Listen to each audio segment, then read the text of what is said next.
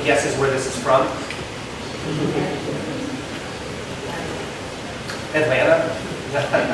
No. The languages give you a clue.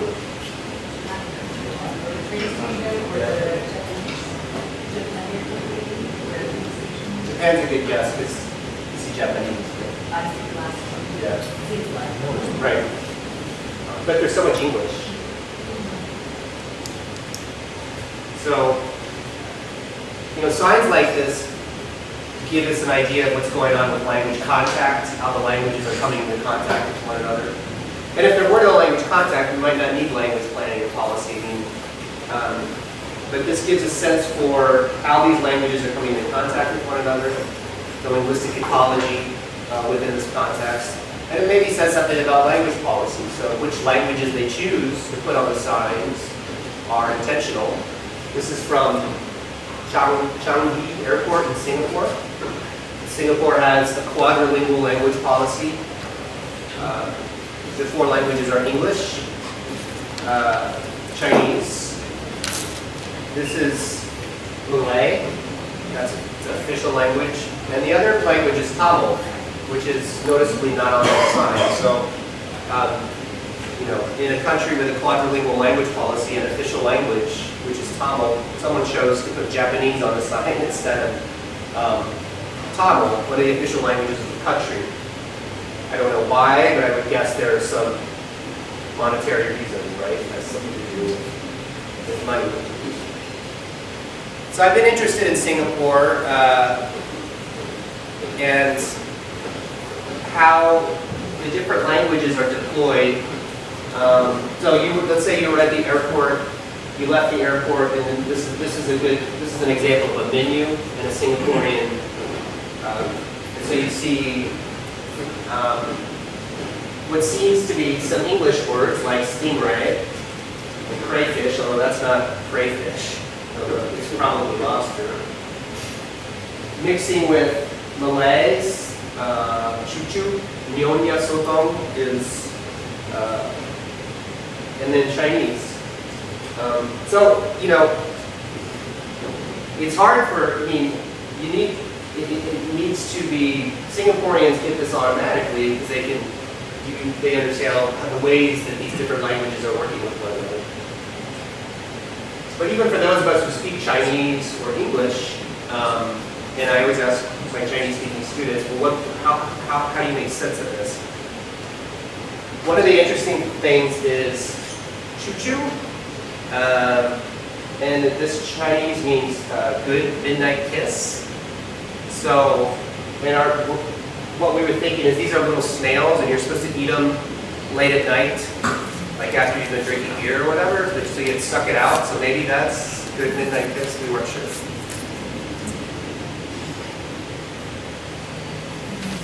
This is closer to my home, where I used to live in central Washington State, in a little town called Pasco, tiny population of about 60,000 people, but it's a Spanish-dominant town. And so all over town we see Spanish and English being deployed in interesting kinds of ways. I like the use of the word primo here because I think they're not saying, I think what they're saying is the best, like primo in Italian, right? It's primo, which is a borrowing to, which English has borrowed. Not as in cousin, right? That's what primo is, right?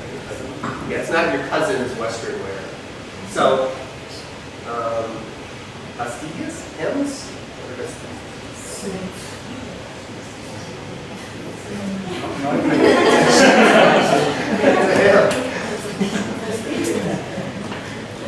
They would know. Apparently you can recharge your cell phones too.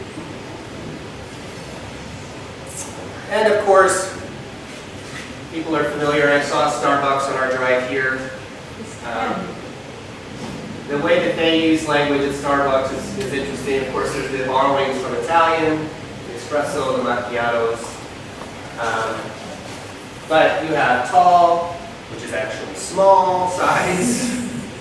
Grande, which means big, but it's actually medium. And venti, which is Italian for 20, right? Venti? Venti? Venti? 20. Yeah. But it's actually 24 ounces. 24.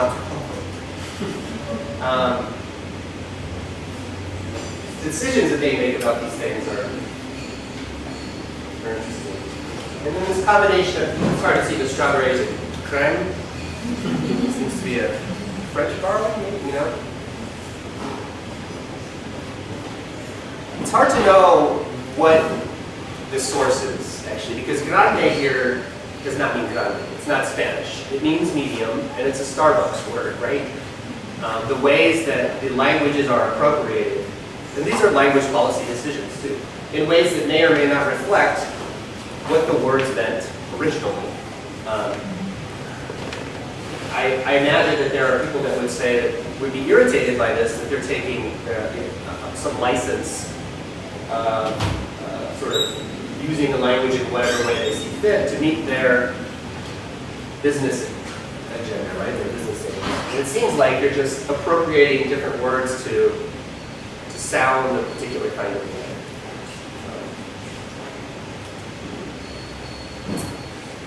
So, the first question, so those pictures are intended to sort of contextualize the discussion as we're thinking about languages, when languages come into contact with one another, the types of language policies that are created and plans that are created to deal with that language contact. So now let's begin with, go through some of the definitions. So what I've done here is I've taken a few of the more notable, popular definitions in the field. So that's a question of, there's a natural first question of what is language policy. Another question could be what is language planning, which I'll talk about in a minute.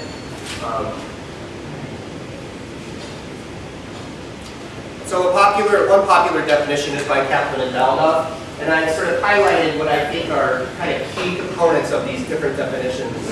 So they describe it as the exercise of language planning leads to or is directed by the promulgation of a language policy by government or other authoritative body or person. A language policy is a body of ideas, laws, regulations, rules, and practices intended to achieve the planned language change in the society or system. So I interpret this as something of a traditional definition of language policy, something that looks sort of like this, right? Like a text. Someone wrote a text, and the text was a result for Kaplan and Baldoff, a result of language planning. So they see language planning as subsuming language policy. In other words, there are these language planning bodies that create language policies intentionally, and the language policies are intended to enact whatever language plan they have. So I think that this notion of intentionality is important here. The notion of being a text is important, and so. But again, kind of maybe something of a traditional way we might think about language policy. Schiffman, around the same time, offers a very different definition in this book, Linguistic Culture and Language Policy. He says it's primarily a social construct and may consist of various elements of an explicit nature, juridical, judicial, administrative, constitutional, and or legal language. May be extant in some jurisdiction, but whether or not a polity has such explicit text, policy is a cultural construct rests primarily on other conceptual elements. So for Schiffman, he's not as interested in the intentional policy making by some authoritative body. He's interested in the belief systems, the attitudes, the myths, the whole complex that we are referring to as linguistic culture. So very different definition from Kaplan and Baldoff. Now we're talking about language attitudes, myths, belief systems, the things that are embedded within linguistic culture as being a part of language policy.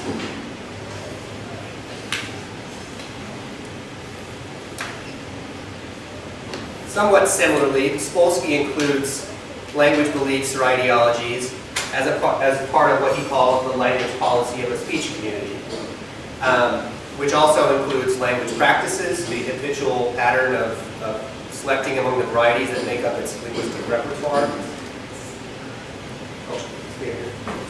Okay.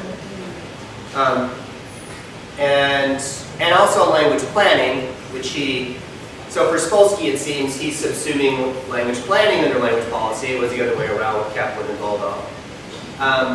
It's unclear to me with this definition whether he considers language ideologies in and of themselves to be language policies. He describes it as sort of a language policy of the speech community. For me, it's still useful to separate language ideologies and language policies. Ideologies have an important interaction with policy. Policy has an important interaction with ideology, something I'll talk more about. But it still seems useful to me to separate the two. A language attitude is not, someone can have an attitude about a language, like, but it seems like having a language policy to interact with that attitude is a different step to me. There seems to be a trend in the field of, Federico and I were talking about this last night, but there seems to be this trend in sort of this growing of the ways in which language policy is conceptualized. And then we're sort of entering a phase when everything seems to be language policy, I want to push back against that a little bit. Everything is not language policy. So Tollefson's influential definition, coming in 1991 in his book Planning Language, Planning and Equality. Language planning policy means the institutionalization of language as a basis for distinctions among social groups. That is, language policy is one mechanism for locating language within social structures so that language determines who has access to political power and economic resources. Language policy is one mechanism by which dominant groups establish hegemony in language use. So, one of Tollefson's essential contributions was to inject a theory of power influenced by critical social theory into a conceptualization of language policy. Language policy is, according to Tollefson, necessarily marginalizes some languages and the speakers of those languages. I'm not sure whether he thinks that if it doesn't do that, it's still a language policy. I think he does. But I think he's interested in the ways in which language policies serve as hegemonic mechanisms to benefit some while marginalizing others, and especially in creating a social structure which reifies and naturalizes language hierarchies, with dominant, more powerful colonial languages on top, and the rest on the bottom. So for Tollefson, he sees language policy as a way, in other words, as a way to establish inequity in society and to build those inequities into the social structure through language, particularly in schools. So he really sees schools as kind of the enemy a little bit because they tend to naturalize, normalize language hierarchies, right? Which serves the interests of some and not of everyone. So this is a very different definition than what we began with Kaplan and Baldauf.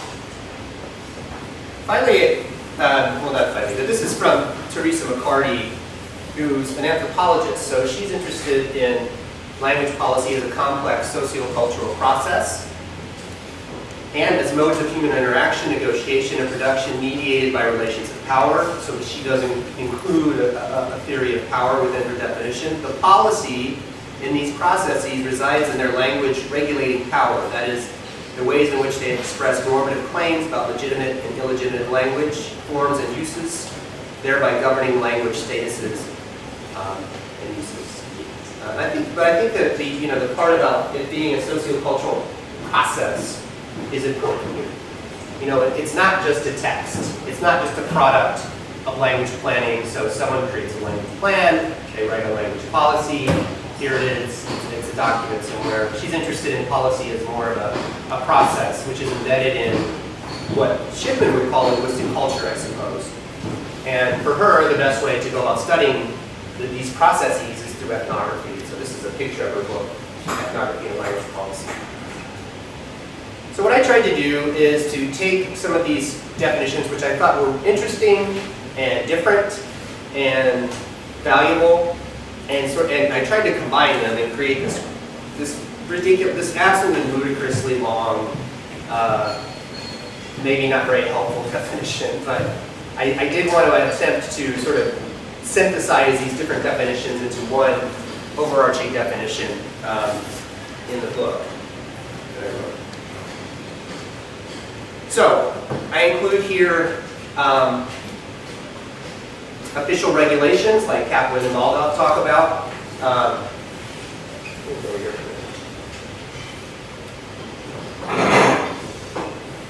So often enacted in the form of written documents, intended to effect some change in the form, function, use, or acquisition of language. So there's a reference here to status planning, corpus planning, and acquisition planning. We'll distinguish in a minute. Which can influence economic, political, and educational opportunity. But also unofficial, covert, de facto, and implicit mechanisms. So, for example, a popular area of research right now is family language policy, how do families establish their own language policies. And if I'm at the dinner table with my kids, like I don't do this, but I could. So if I were at the dinner table with my kids, and let's say I have a language policy which no one speaks English at the dinner table, only Nava or whatever, and one of my kids starts to speak English, and I go, right? That's enacting a language policy, right? I never said, I declare, and I'm going to write you a text, that we do not speak English at the dinner table.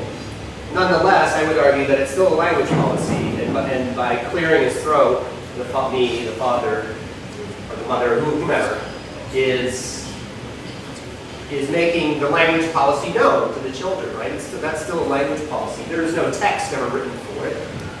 It's not official, but it is some kind of mechanism anyway, which controls interaction at our dinner table, right? Which is a language policy. It's not just products, but processes. So this again responding to McCarty's definition, policy is a verb, not a noun, that are driven by a diversity of language policy agents across multiple layers of policy creation, interpretation, appropriation, and instantiation. And then policy texts and discourses across multiple contexts and layers of policy activity, which are influenced by the ideologies and discourses unique to that context. But for me, they're not equated to the ideologies and discourses, as they seem to be with Spolsky, although I've never talked to him about that.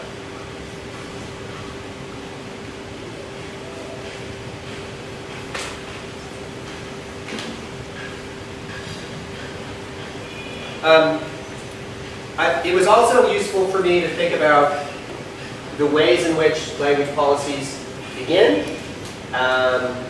what are their means and goals, how are they documented, and whether they're a law in practice, because I wanted to create a categorization for all these terms that seem to be used: de jure, explicit, overt, top-down, bottom-up, overt, implicit, de facto. And sometimes the terms are equated. So, for example, Schiffman talks about overt and implicit, and de facto is kind of all the same thing. But it seemed to me that they meant different things to different people, and I kind of wanted to get at those differences. So you can think about the origin of a language policy. So is it created at the top, so from some government, or is it more grassroots? So is it generated within a community, for the community, by the community, right? That would be more bottom up. The problem with these terms is they're relative. So what's top to a teacher, right, might be an administrator. But what's top to a student might be the teacher. What's top to, so you know what I mean? So where top is and where bottom up is. I mean, we tend to think about, for example, a school district or a school creating a language policy as bottom up, grassroots language policy development. But within that institution, there are people at the top and there are people at the bottom. And there are people who wield more power in developing that policy than others. So the terms they're useful, but they're also relative. Whether the means and goals are overt or covert, so they can be intentionally concealed at the macro level or at the micro level, or overt. So, for example, Shohami argues that language ideology, through covert language policies, the language ideologies of our government are sort of covertly instituted in practice, she argues. Whether they're explicitly documented, like the texts in Kaplan and Waldorf's definition, or whether they're implicit, occurring without or in spite of official policy text. So there can be a language policy in law, but we don't follow it. So we're supposed to speak a particular language in the classroom, and we speak some other language. And finally, de jure and de facto simply means in law or in practice. So there could be something that's a law, and then it may or may not happen in practice.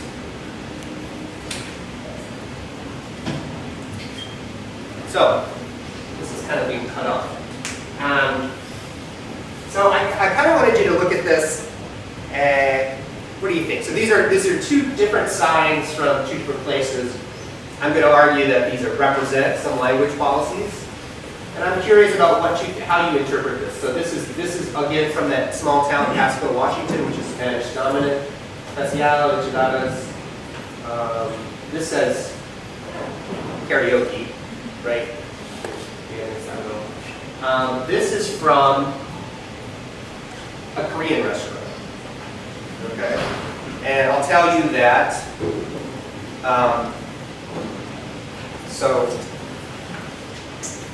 here we have Spanish, and Spanish here to help to wash dishes, to help out in the kitchen.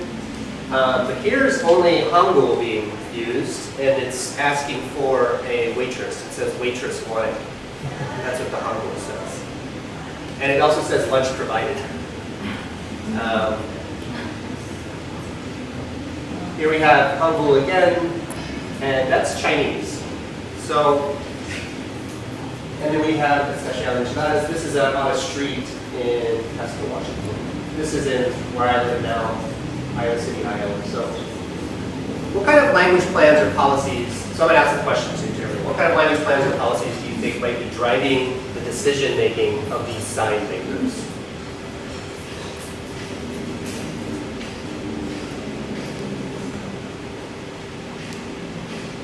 I guess just pretending that Latin Americans can only do low jobs and someone from their own culture should be addressing to the customers and dealing with the ingredients of the food or whatever. Right. I'm not saying that, like, we don't want a Latino waitress, we want a Korean waitress. Right. I mean, that seems like a good interpretation, right? They're not asking for a waitress in Spanish. And in an English-speaking busboy, I guess. And so it's sort of, because of that, it sort of presents its own linguistic hierarchy in the restaurant. And it's, one wonders, is it just because they want only Korean being spoken in the public space where people can hear them, right? Because it's a Korean restaurant. But it indicates an imbalance of power.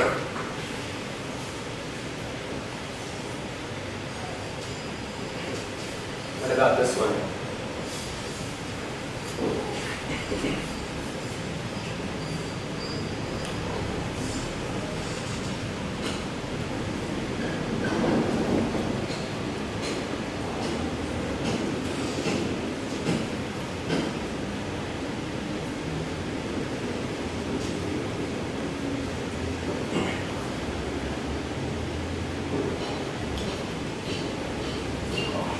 Maybe the public they're trying to attract is like Spanish speaking, but it's like clients, not workers. Yeah, so this is, they have to use Spanish in this context too, so people will come in and eat the enchiladas, okay? What's interesting, yeah, I agree. What's interesting to me also is, Spanish is used for mostly everything, but they have a kind of Japanese singing contest, right? It's karaoke.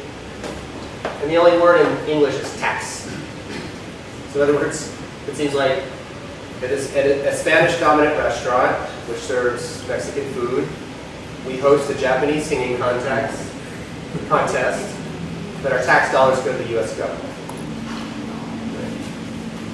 Right. Maybe I'm over-interpreting this, but it's a unique combination of languages and represents the ways that languages come into contact with one another and the globalization processes that are happening. The risk of So, you know, another question beyond what is language policy is how is it distinct from language planning? Is it distinct? Are they two separate things? Have they coalesced into one thing? And how has that progressed over the years? What features do they share? So Alvin describes a pretty traditional classic definition of language planning as this activity of preparing a normative orthography, grammar, and dictionary for the guidance of writers and speakers in a non-homogeneous speech community. I think we would probably say that is language planning, but mostly referring to corpus planning. So in other words, you're planning for the corpus of the language. Something that Federico's going to talk more about, I think. Joan Rubin says language planning is deliberate change. I think that that's kind of key here too, the fact that it's deliberate. Whereas that is changes in the system of a language code or speaking or both that are planned by organizations established for such purposes or given a mandate to fulfill such purposes. But I think this notion of it being deliberate and intentional is important and perhaps something that differentiates language planning from language policy. There are those like Kaplan and Baldoff who see language policy as being a part of language planning. In other words, language planning subsumes language policy. There are others who see it the other way around. Language planning is subsumed within language policy. So for example, Spolsky's definition where he sees language planning as just one aspect of language policy. And then those who argue that the two fields have coalesced into one. We talk about language planning and policy, or sometimes language policy and planning, and which one you use kind of indicates which you think is preeminent. So, for corpus and stat, Claus identified two distinct types of language planning. Corpus planning, which focuses on linguistic forms of a language. For example, which words do we include in the dictionary? How do we modernize the language to keep up with the times, whatever. Status planning, focusing on the function of the particular language. Which languages do we use in schools, in society in general, in the media? Although many have pointed out the important connections between status and corpus. And I'll let you read this quote from Jeff.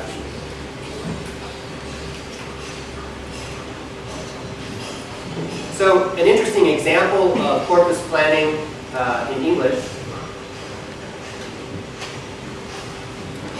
there was a bit of decision making by this guy named Robert Loth. So I don't know if y'all in your English classes, I mean there's a rule which is, there's a prescriptive grammatical rule which is don't use double negatives, right? I don't have nothing. Right? So it's two negatives in the same sentence. And your language arts teachers, my language arts teachers would say that it's illogical, it doesn't make sense, and there's a rule, there's a clear rule for this. And one of the reasons I always gave this was two negatives. I mean, if you use two negatives, it equals a positive, right? But that's an interesting sort of piece of logic because it's not true. Two negatives equal another negative. If you add -1 and -1, it's not equal to positive. If you multiply -1 and -1, you get +1, right? So then we want to say this rule follows this grammatical rule follows multiplication and not addition. I don't think we want to do that. The other problem with the idea that two negatives equal a positive is if you have a sentence like, he's not tall, right? You can imagine that sentence like, you had your friend met someone and you asked them, your friend, well, how tall was he? And the person says, well, he's not tall, right? That doesn't mean he's tall. It means he's not tall. He's not short, he's probably somewhere in the middle. So the notion that two negatives logically equals a positive isn't true in math, and it's not true in language. And in fact, we have all of these sort of corpus planning decisions orchestrating the ways that language arts teachers teach English all over the world. But it's really an arbitrary decision made by a number of people, but one of the most popularized versions came from this guy named Robert Lowe in 1762, and he says at that point in the grammar book, double negatives are illogical, double negatives equal a positive, even though Shakespeare used double negatives, Chaucer used double negatives, and no one's going around.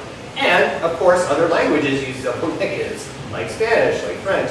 And no one's going around saying French is illogical. And the old versions of English, too, Old English, Middle English. The more negatives you put in the sentence, the more negative it became. But people, take up these arbitrary, prescriptive grammatical decisions and just view them as sacrosanct, as these sacred, as the laws. But there's a lot of artificial engineering that goes into these prescriptive grammatical. And this is one example. This is Bart Simpson. I won't not use no double negatives, which is not a double negative. That's a triple negative. Okay, so corpus and status and corpus, there's an example. Then with Cooper's publication of Language Planning and Social Change, he introduces the notion of acquisition planning. So there's planning for the forms of a language, corpus planning, there's planning for the status of a language, status planning. And then Cooper wants to say, well, we need to think about planning for language acquisition too in schools. So he proposes acquisition planning, describes it as language teaching and other educational activity designed to increase the users or uses of a language. And it's led to all these different types of ways in which we talk about this. Some folks refer to language and education planning, language and education policy, language education policy, language policy and education. I use educational language policy. I don't know why. Just for me, that seems the clearest to me. But I think I'm not. It's not. This one is not as common.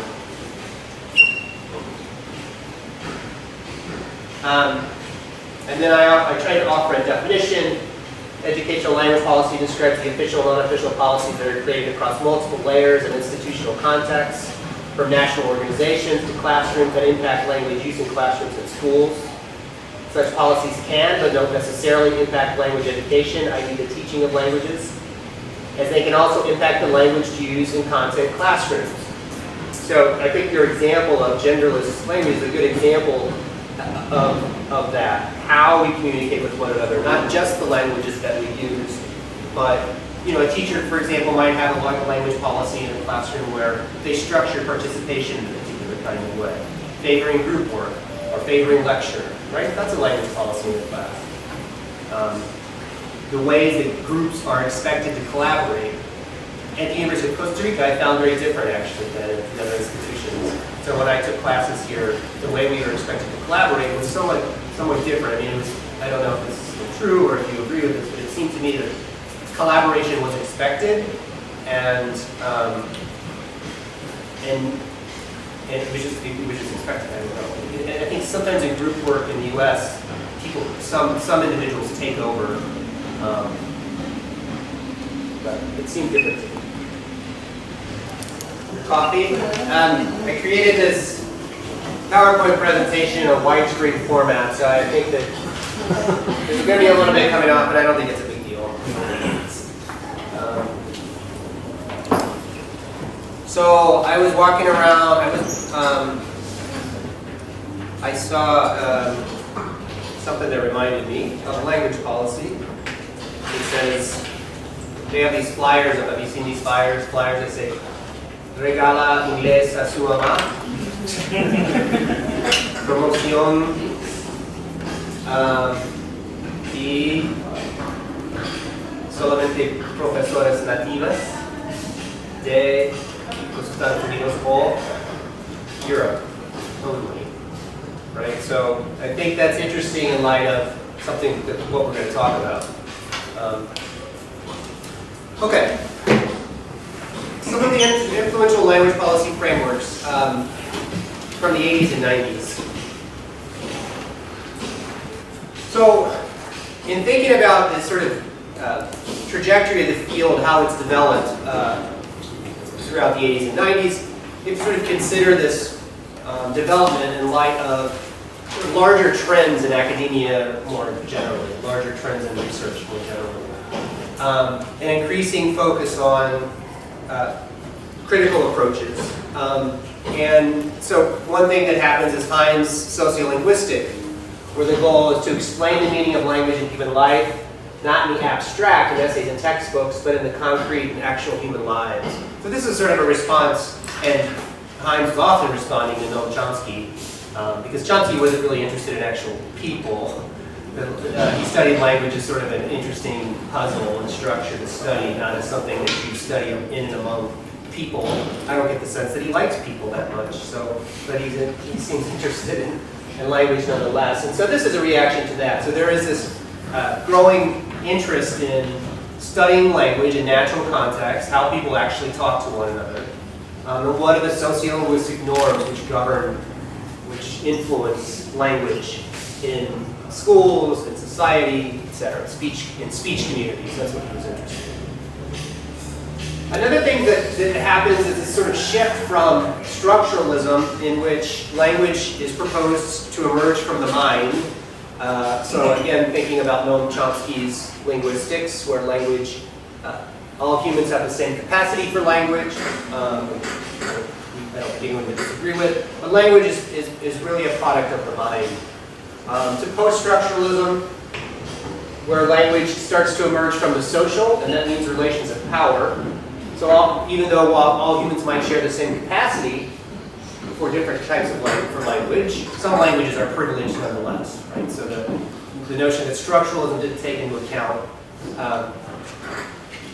this issue of privilege and power.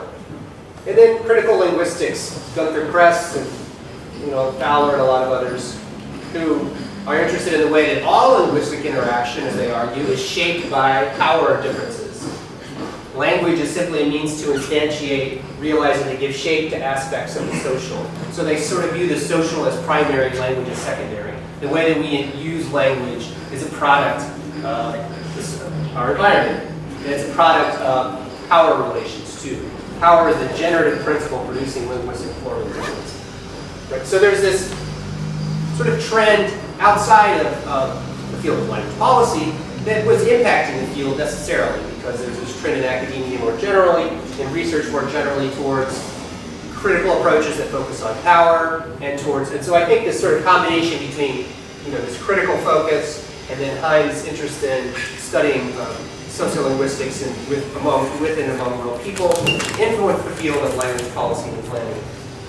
So some of the influential frameworks, so we talked about Cooper's acquisition planning. Also of note was his interest in moving to the micro level. So he's not just interested in language policy as passed by a governmental institution. This interesting quote from Ruiz, who describes language planning orientations, which you may have heard of. It's been a very influential framework. So a language is problem orientation. It would be, an example would be a school that treats minority languages as problematic roadblocks for majority language acquisition. That would be a language problem orientation. So for example, a Costa Rican school saw the use of indigenous language in classrooms as getting in the way of Spanish acquisition or English acquisition. That would be a language problem orientation. He differentiates that from languages right, which positions languages as basic human rights. This is a position advocated a lot by Thomas Kuhn-Paulus, for example, who argues that we all have the right to education in our mother tongues. And then language as resource, which refers to, for example, when a school envisions the multilingualism in its walls as resources for everyone to learn, not just other languages, but to learn content through other language, to become bilingual, biliterate, etc. So, this has been a helpful way to sort of characterize how multilingualism is dealt with in institutions like schools.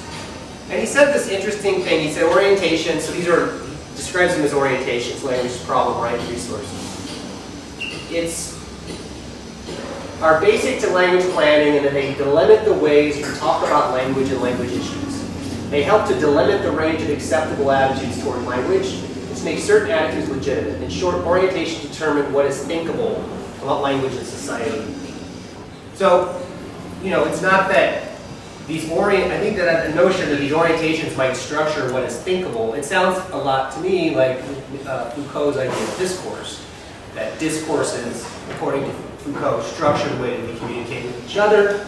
But they go beyond that because the ways, the discourses that govern how we communicate also make structure what is thinkable in society and in particular language. I'm not sure if I agree with that. I don't know how you feel about it.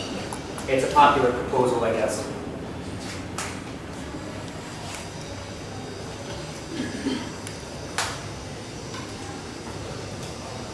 One of the criticisms of Ruiz has been Tom Rosento, because when we talk about languages as resources, we might ask, for what? Resource for what? And a resource for whom? Rosento argues that the language's resource orientation positions language as a resource primarily for military and economic interests of the state, and delinks the language from ethnicity, race, and social identity. So a lot of times, languages get positioned as resources, but resources for military purposes, for example, or for the economic well-being of the state or business, and not necessarily something that links someone to their family. He describes it instead as a commodification orientation. Focuses on instrumental values of heritage languages while ignoring the human beings, communities, and socio-political dimensions of language. So again, I've been interested in Singapore. This book came out called Quadrilingual Education in Singapore, edited by Rita Silver and Wendy Bakhorst Peng. They both work in Singapore. This is an example of a Singaporean sign where you can see the four languages and you can see the hierarchy of the four languages. English, Chinese, Malay, and Tamil, which again, remember we didn't see Tamil in the airport. So in Singapore, it's interesting thinking about, so they have this quadrilingual language policy, so ostensibly they're promoting 4 different languages. That's not really the case. They promote English for everyone as a lingua franca for all Singaporeans. They promote Chinese in many ways for business interests, so they can conduct business with China because of the economic interest. And then Malay and Tamil are seen as resources for people who speak Malay and Tamil as their mother tongues to communicate with family members and things like that. So in other words, for the Chinese, someone who's Chinese dominant or English dominant, Tamil and Malay, that might not be a resource. But English and Chinese are a resource for everyone, right? And there's this hierarchy. So when we talk about languages as resources, we can ask, for whom are these resources and for what purposes? They're not all, even though they're all considered resources, they're resources for different things, for different people, which characterizes this linguistic hierarchy, and that's in much to the point that Rosento is making, this critique of this framework of language, resource orientation framework. Okay, because of this recognition that even though we might have a quadrilingual language policy, there are these clear linguistic hierarchies. We saw a critical turn, which I mentioned earlier, especially with the publication of Tollefson's book, Planning Language, Planning Inequality. In it, he differentiates between what he calls a neoclassical approach to language planning and the historical structural approach. And so he argues that the neoclassical approach ignored the ideological and political nature of language planning, focused on individual decisions, and instead of the social, political, and institutional forces which govern language use. He further argues it was overtly and overly positivist, technocratic, and he contrasts this with what he proposes we should do is take an historical structural approach to language planning, understanding language planning as something that instantiates systems of power. It puts the focus squarely on the economic, social, political factors which constrain or impel changes in language structure and use.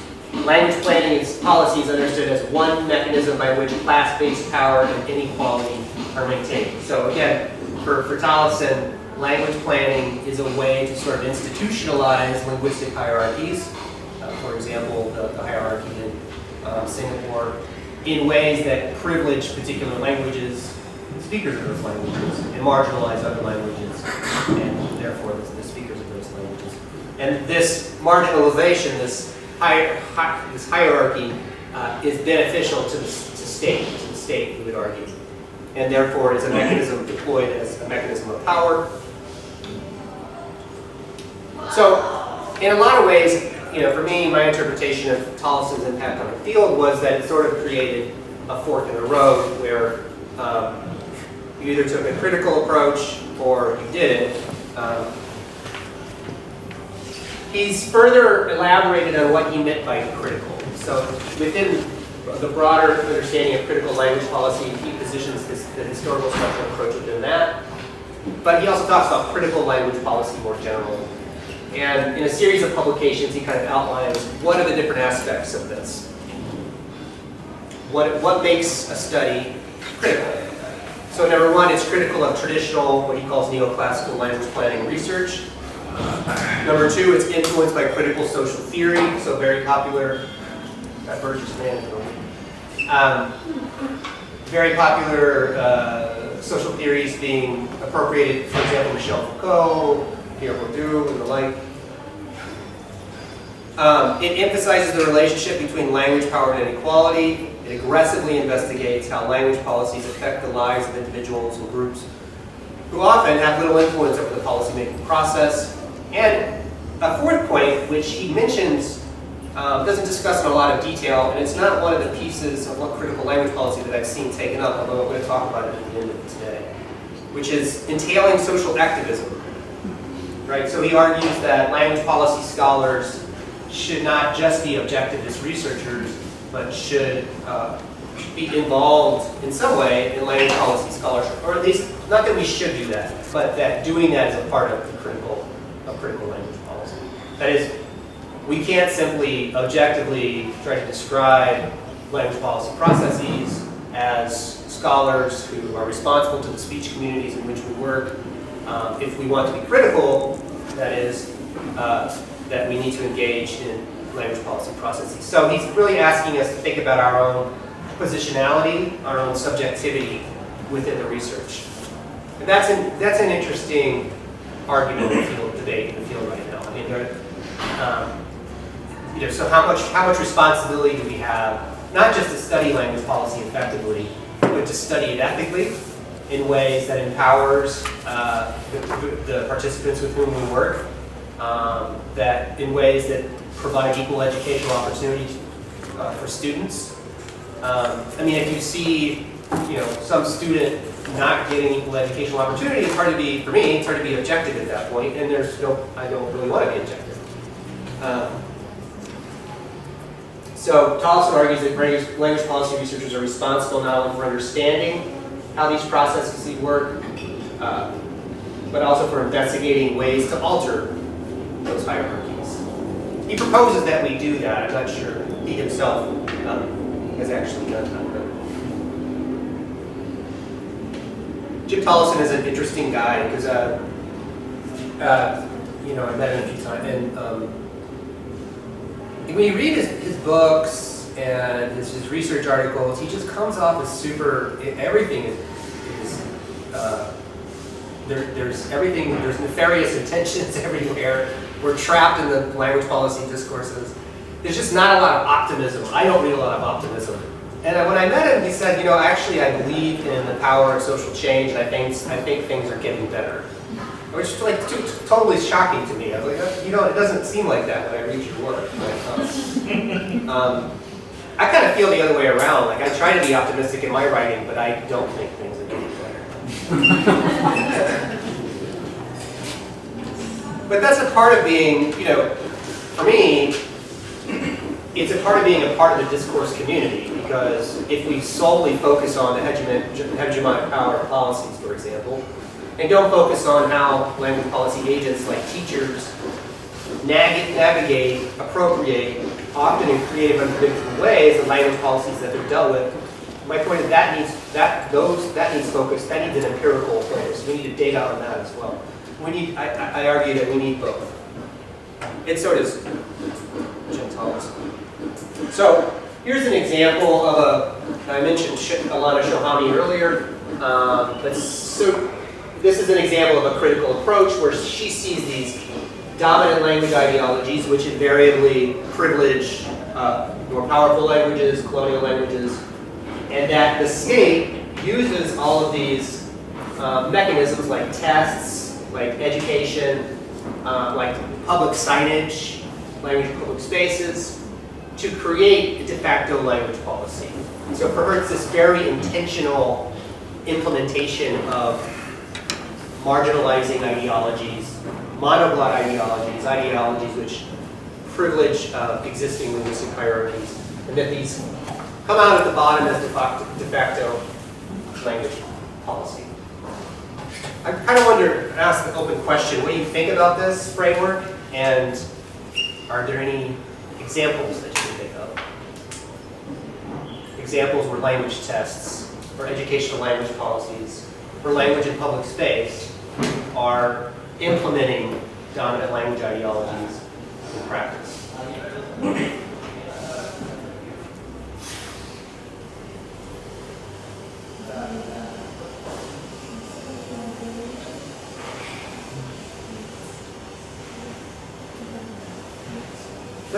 Let's take like a few minutes and like talk to someone. Talk to someone next to you. Think about this framework. Take about 5 minutes. And see if you can come up with some examples.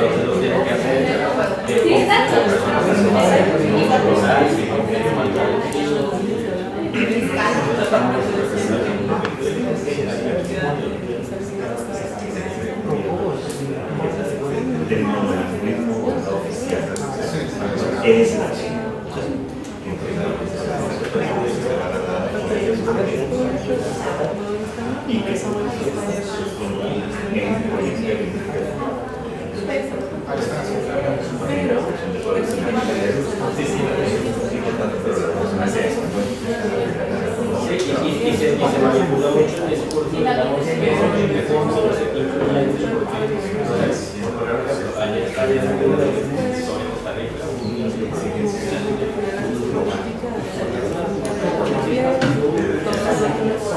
yo nunca la había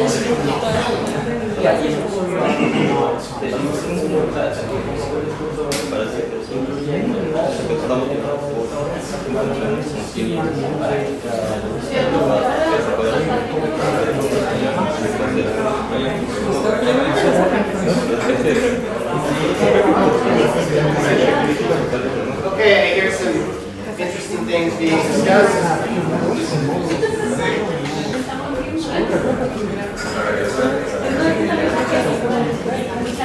Perhaps others are having interesting thoughts.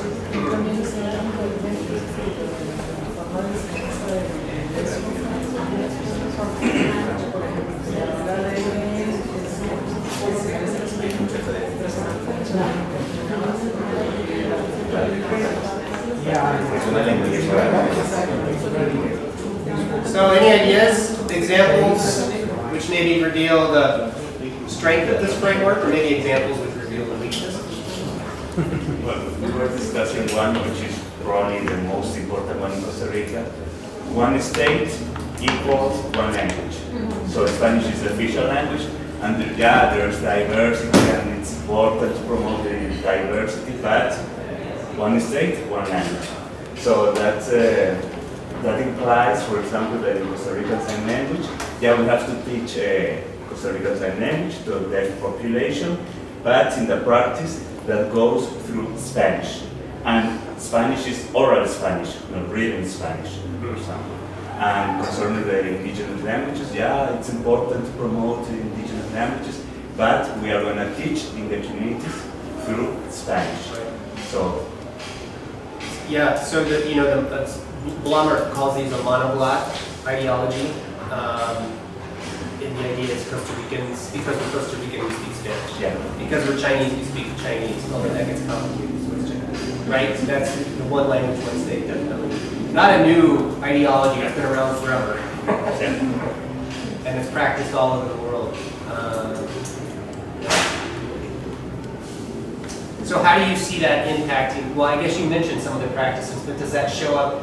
It shows up in the education. Do you see that in language tests, for example? Does it impact the testing process? Are all standardized tests in Spanish?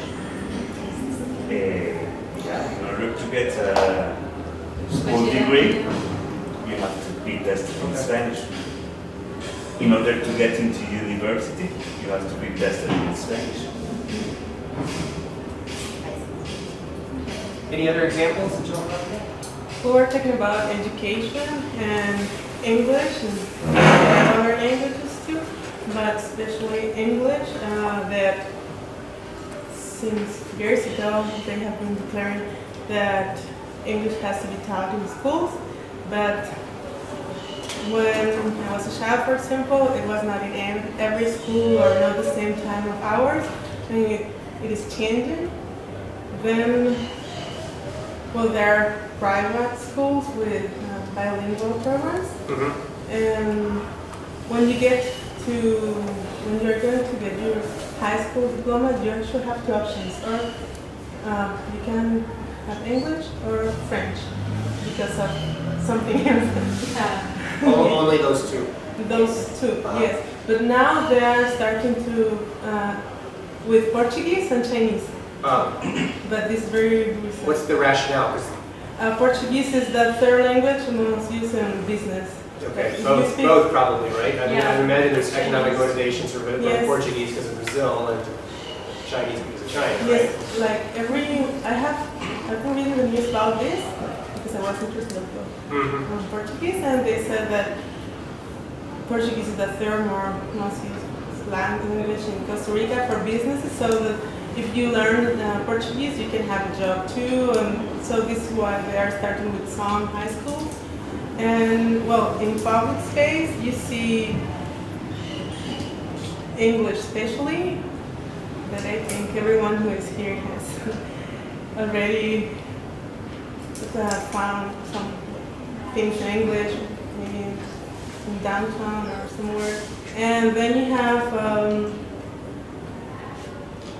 that in the families, they also create this de facto language policy, that it's important to learn English, or that your child must go to a school with English, or what. So you interpret that as if a family does that, do you interpret that as a family appropriating the monoglot ideologies of the state, appropriating this language? Yeah, I think so. And not only the family, but people, they think that if you don't speak English, you're not going to find a job, you're not going to do this or that. But you know, this is going not only through the state, because it's more international, and it's linked with globalization, but it's a relationship. I would imagine too that there are families that reject that monoglot ideology. Right? It has been changing, I guess. I mean, in my experience, so I guess one of the problems I have, I think those are excellent examples. I wanted to ask about the private bilingual schools. Are all bilingual schools private? Yes. No, there's some public bilingual schools. The majority.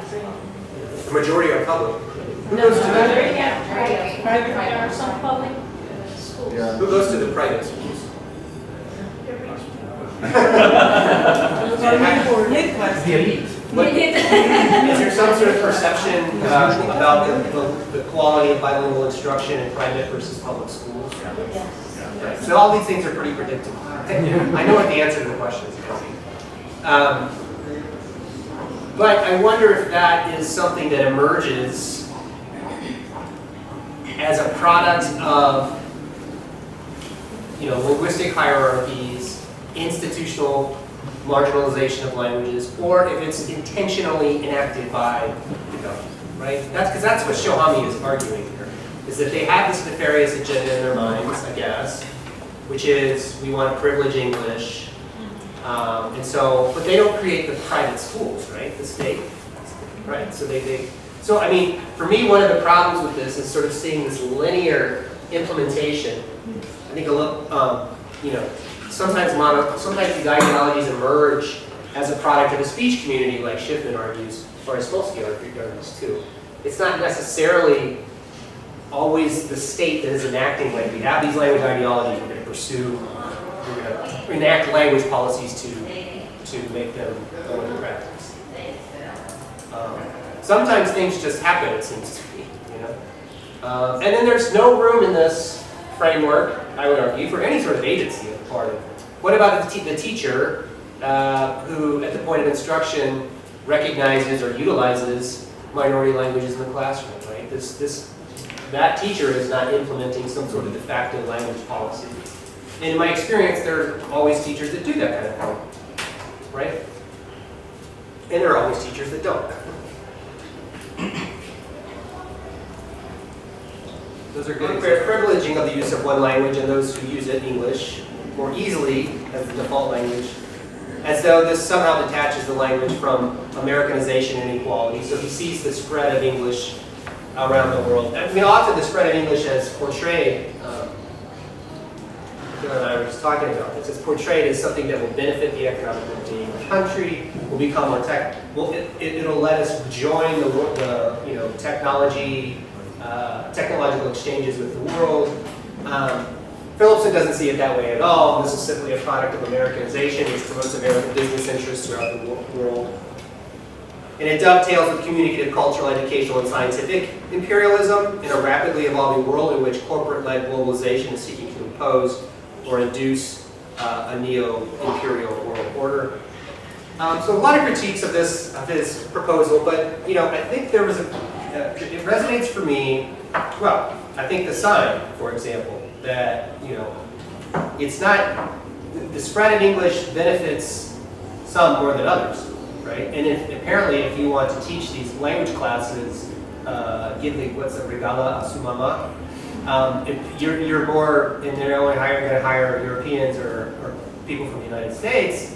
That implies, right? I mean, so for example, English is spoken in many other contexts besides just Europe and the U.S. What they're talking about is British and American English. So in this small instance, the spread of English is benefiting a particular group of English speakers, not Jamaicans, right? Not Nigerians,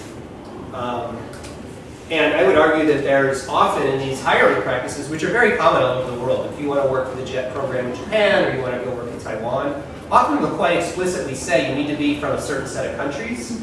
And so what they mean is you need to speak a particular variety of English, that is important, but you also need to look a particular way. I mean, I think there's often racism sort of embedded within these hiring practices, and some of them don't even try to hide it. So, not English speakers from India, for example. Yeah. I had, we're going to talk more about this, but so well, let's continue to think about it. So, linguistic imperialism in action, we think about structural factors, so the interlocking of English with global economy, finance, and the military-industrial complex. Ideological factors, he argues, refers to cultural imperialism, the use of popular media, popular culture, connotations of success. So, how does English gain cultural capital throughout the world? This is sort of a process of cultural imperialism. And he sees, English language fellow program in the U.S. Department of State, for example, and the British Council as arms of this linguistic imperialism. So they have a vested interest in seeing English spread throughout the world and to make claims about, how much the spread of English is going to benefit everyone. But again, the spread of English, as Phillipson points out, it benefits some more than others. So, for example, I lived in Equatorial Guinea, Africa. I write about this in my book, but it's a Spanish-speaking country, and French is one of the other official languages, although I never heard anyone speak French. Spanish is definitely lingua franca, but they also have African languages, notably a language called Bubi, B-U-B-I, and then another one called Fang. Those are the two prominent African languages. And now they've recently found oil, a lot of oil, off the coast of Equatorial Guinea. And this was in the late 90s. It's a fairly recent discovery of the oil. So you can imagine what followed that discovery. U.S. and European oil companies move into the country. ExxonMobil, for example, develop relationships with the government of Equatorial Guinea, which is not a democracy. And English moves in as well. So I was sort of a physical manifestation of that because I went over there to teach a course on, ostensibly is about applied linguistics, language learning, and teaching more generally. And I had both African students and students from the US. And the students, it's kind of a long story, but the students from the US were biology students, and they were there to study monkeys because they have monkeys that live on this island and they only live on the island and they're all endangered. There's like 5 species and they're probably going to go away. But anyway, they used to ask me like, why do you count monkeys? I was like, I don't count the monkeys. But I quickly found that in the classroom it was impossible to achieve any sort of equality between the two languages, in part because I'm English dominant. But the African students didn't want to work in Spanish. They wanted to work in English so they could learn English, they could go get a job at the oil company. So, who does the spread of oil, who is benefited by the spread of English? So maybe if they get one of these jobs working for the oil company, but how much does it benefit that Equatorial Guinean compared to how much it benefits the economic interests of ExxonMobil? Right? And I was on the plane with someone coming from the United States who had gotten a job on one of the oil rigs there, and one has to think that, they love it if a person from the United States will come work for them. So again, the spread of English benefits some more than others. The oil companies often have an English-only language policy. And it's weird because they live on compounds. People who work for the oil companies live on these gated compounds. Okay. Well, so we talked about that. So another thing that I think is helpful to think about, I'm going to talk a little bit about governmentality and footing, and then I'm going to have you read this. This is an interview transcript from one of my studies, which I published over and over, and it's got a lot of fun. But I want to talk a little bit about this, and then I'm going to have you all work together and think about these two issues. So, the notion of governmentality is proposed by Michel Foucault in a series of lectures in the late 70s, early 80s, I think. And then it's later published. The lectures were published, one of which is called Governmentality. His proposal is that power is not solely in the hands of the state. In fact, that's not the most important kind of power. And proposes that we govern ourselves when we interact with other people. So this relies on, so the power of the state relies on a certain amount of self-governing, governing among ourselves, government within institutions. So he kind of puts the focus not on how the state, like the opposite of what Shoham is saying. So there's not the state, I mean, we would totally disagree with this idea, that we self-govern. When we interact in a way so it doesn't really put a bunch of agency in the hands of the people who are interacting with each other as much as it sort of makes them responsible for their own subjugation. You know what I mean? So, and the types of governing of ourselves that we do, if they fall in line with what's privileged by the state, they tend to fall in line with what's privileged by the state. So I think that's kind of an interesting thing to think about. I was thinking about that idea with this transcript here. And the other notion is and I think it can be related. For me, I relate it theoretically. It's the notion of footing proposed by Irving Kaufman. So he proposes that, for example, in a classroom, particular types of participation frameworks are established by the teachers and the student, which aligns people's in the interaction. It provides them with a particular type of footing. So you can imagine if some teachers create a space in which, for example, contributions from speakers of multiple languages is encouraged. That's a participation structure which is empowering, some would argue, for those who don't speak the dominant language of the classroom. Other teachers do the exact opposite, right? So in a lot of ways, it's how participation is structured by those in positions of power. Here's a person in a position of power. Her name is Sanchez, Lucia Sanchez. I don't know if we can come with that.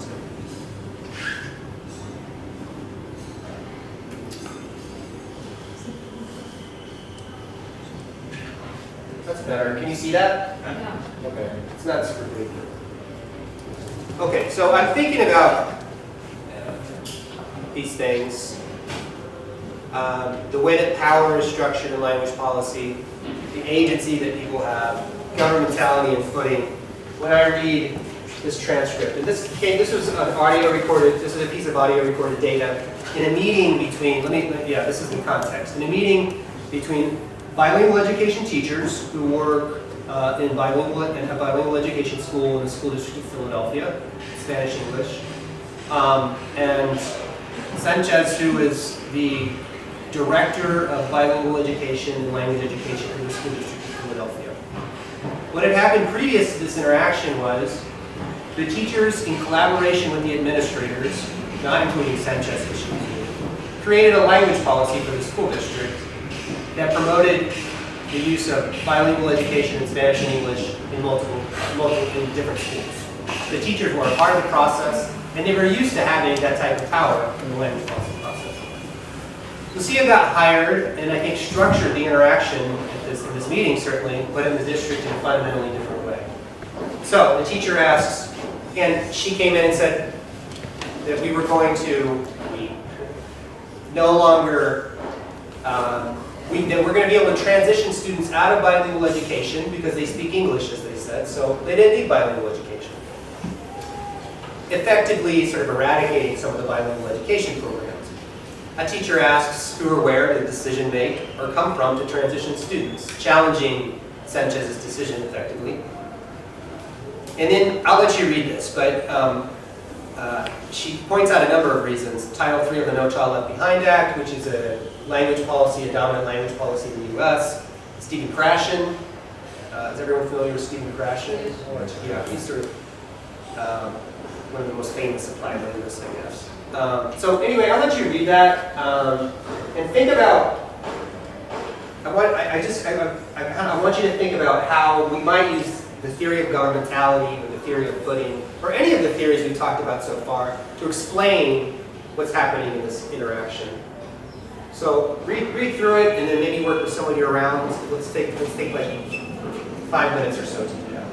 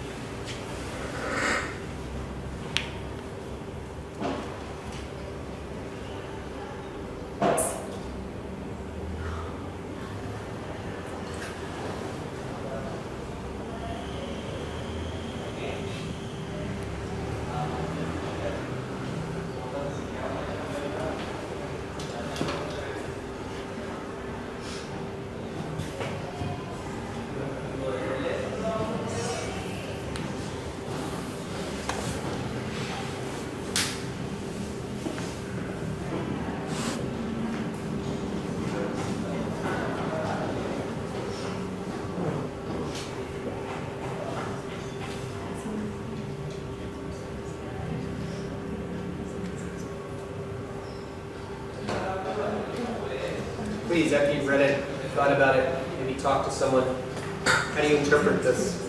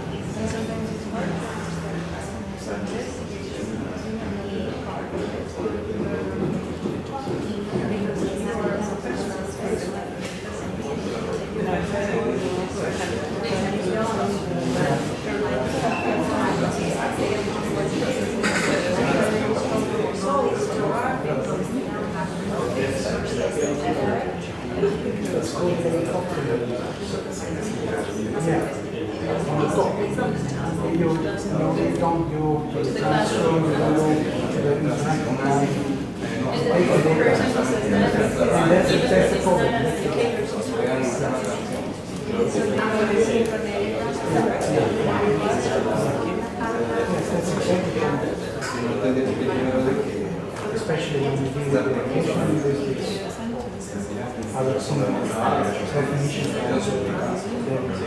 offer to us. That's the main goal. You have to present the students and teachers. Can you explain the context a little bit again? Yeah, so this is a meeting in which we're discussing language policy for the school, and Lucia is suggesting that instead of basically focusing on bilingual education, non-transitional bilingual education, the goal of which is bilingualism by literacy in all content areas, Lucia is saying we can change that so that we transition students out of the bilingual classrooms and into English-only classrooms, which ran against the philosophy of the school. These are all bilingual. This is a room full of bilingual teachers. She never asked them about what they thought about that. That's why this teacher challenged her. And it's the way in which Lucia rationalizes her own decision making, which I find interesting.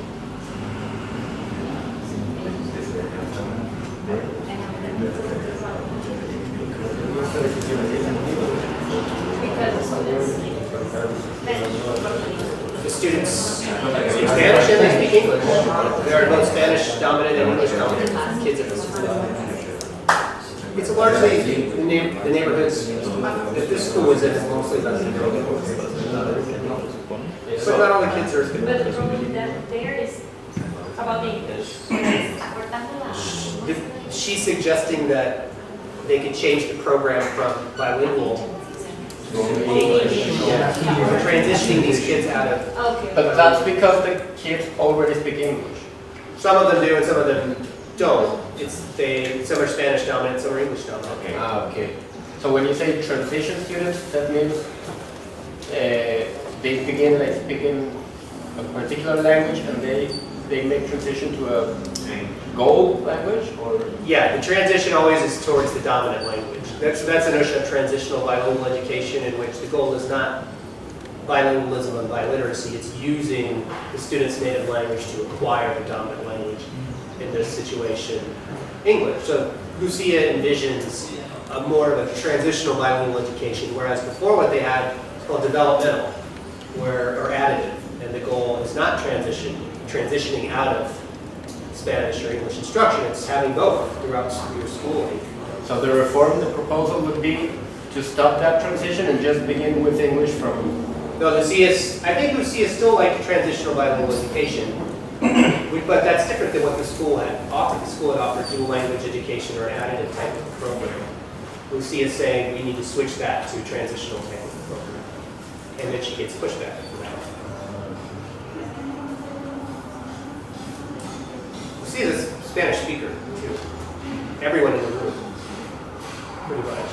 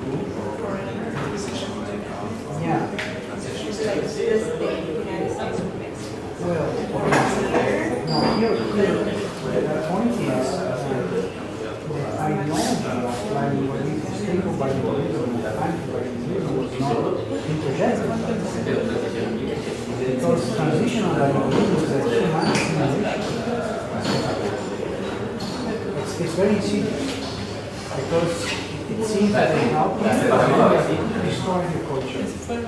And there is no reference of using a stable. David, can I ask you a question? Yeah. Sorry, where is this lost? So this is a bilingual school, right? And everyone speaks English, but not Spanish. Some kids come to school speaking English only. Some kids come to school speaking Spanish only. Some kids come to school speaking both. So we have multilinguals, bilinguals. That's it. And The goal is for them all to become bilingual. And what was the original reason that triggered the change that this teacher, this person was proposing based on Russia's theory? Well, that's what we're trying to interpret. Is how do you interpret how she rationalizes this decision? I mean, it sounds like it has to do with Title III, it's Stephen Gratian somehow. Is Sanchez a professor? No, she's an administrator for the school district. They're having a meeting, the committee of Teachers at the school, at the bilingual school, where all the teachers work. and somebody comes up quoting Gratian and No, that's explaining why this transition is in Yeah. place. It's justifying. Yeah, she's the one quoting Gratian. But does this reform apply to a lot of schools or only? It did. She envisioned this as not just happening at this one school, but applying to a lot of different schools. Schools in which they had pretty well established non-transitional bilingual education programs for a while. So it was shocking to the teachers. I mean, she came in and said, look, we're going to do everything different. I have a question. Is there any text stating the benefits of stable bilingualism to support the official policy of the school? There was a language policy that they had created that did reference the benefits of bilingual education and bilingualism, both as a resource for the students and the school district of Philadelphia and Philadelphia in general. There was a text that they had created together, teachers, administrators, an outside researcher. I was an observer to that process. Okay. The school board ratified the policy, and no one ever read it again. Oh, that's the point. They did not interject the content of that, because here it's a contestation. They are contesting that. Yeah. But it seems that the benefits of bilingualism are not really known by the people who are discussing.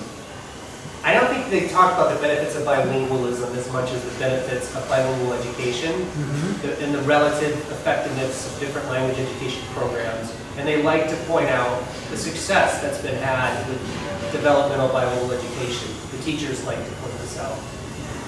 And the people who wrote the language policy.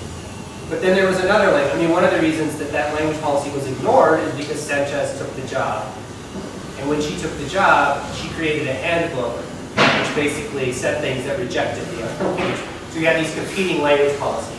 And so her handbook really became even though there's a school district of Philadelphia language policy, her handbook became a language policy. The de facto language policy. Yeah, it was official. And it was useful for me as a researcher because not only did I witness her saying things like this in meetings, she told me the same thing in the interview, and then I could read the document that she created too. So I had built-in triangulation about her, what she believed. I don't think she was trying to hide it. Any other questions or interpretations? It sounds like we're already talking about it. So, in a way, the end goal of Sanchez is for everyone to learn English, and she sees no value in Spanish as anything else other than a tool to learn English.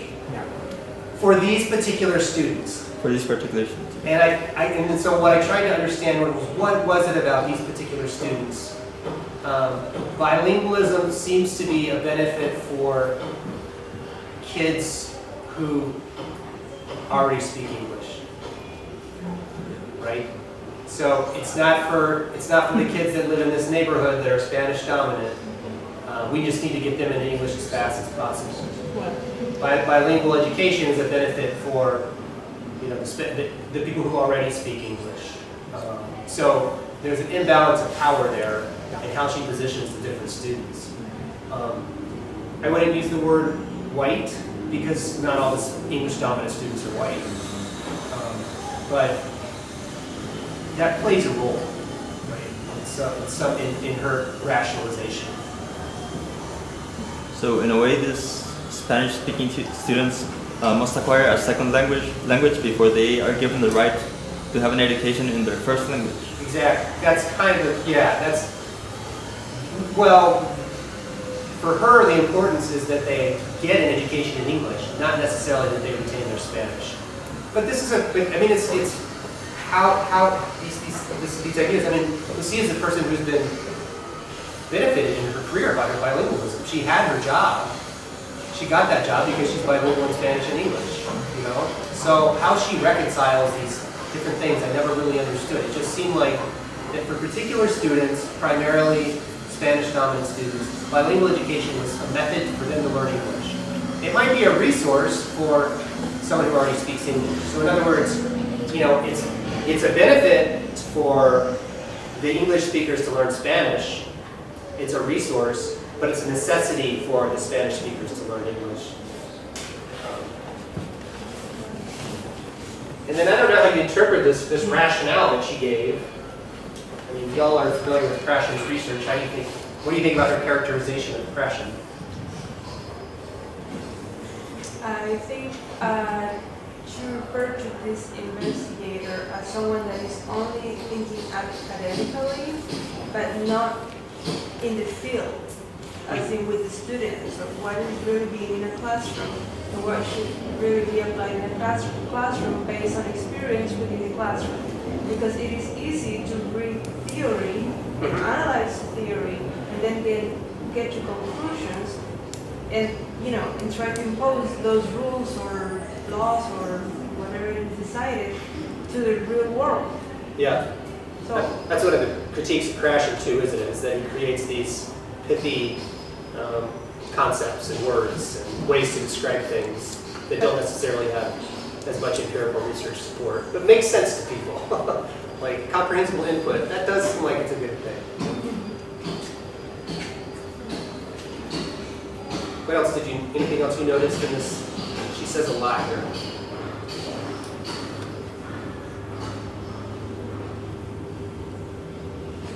Well, she argues from the biological fundamentation.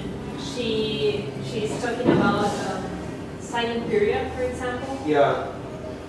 And we know that is a matter of time through this theory. So yeah, it's a way to how to say to. She's just justifying her choices by using someone else's words. Exactly. Yeah. And a scientist. Right, a scientist and A linguist. A linguist. Right. A socialist. I mean, what's the implication of that? If he's a linguist, he must know. and He must know. he must know, but that by defining him as a linguist, that means everyone else in the room is not, Yes. right? So, So it gives the linguist and it's power. a research and linguist. Yeah, a lot of scientist words. Yeah, that's right. Intentionally, I think. Intentionally. Yes.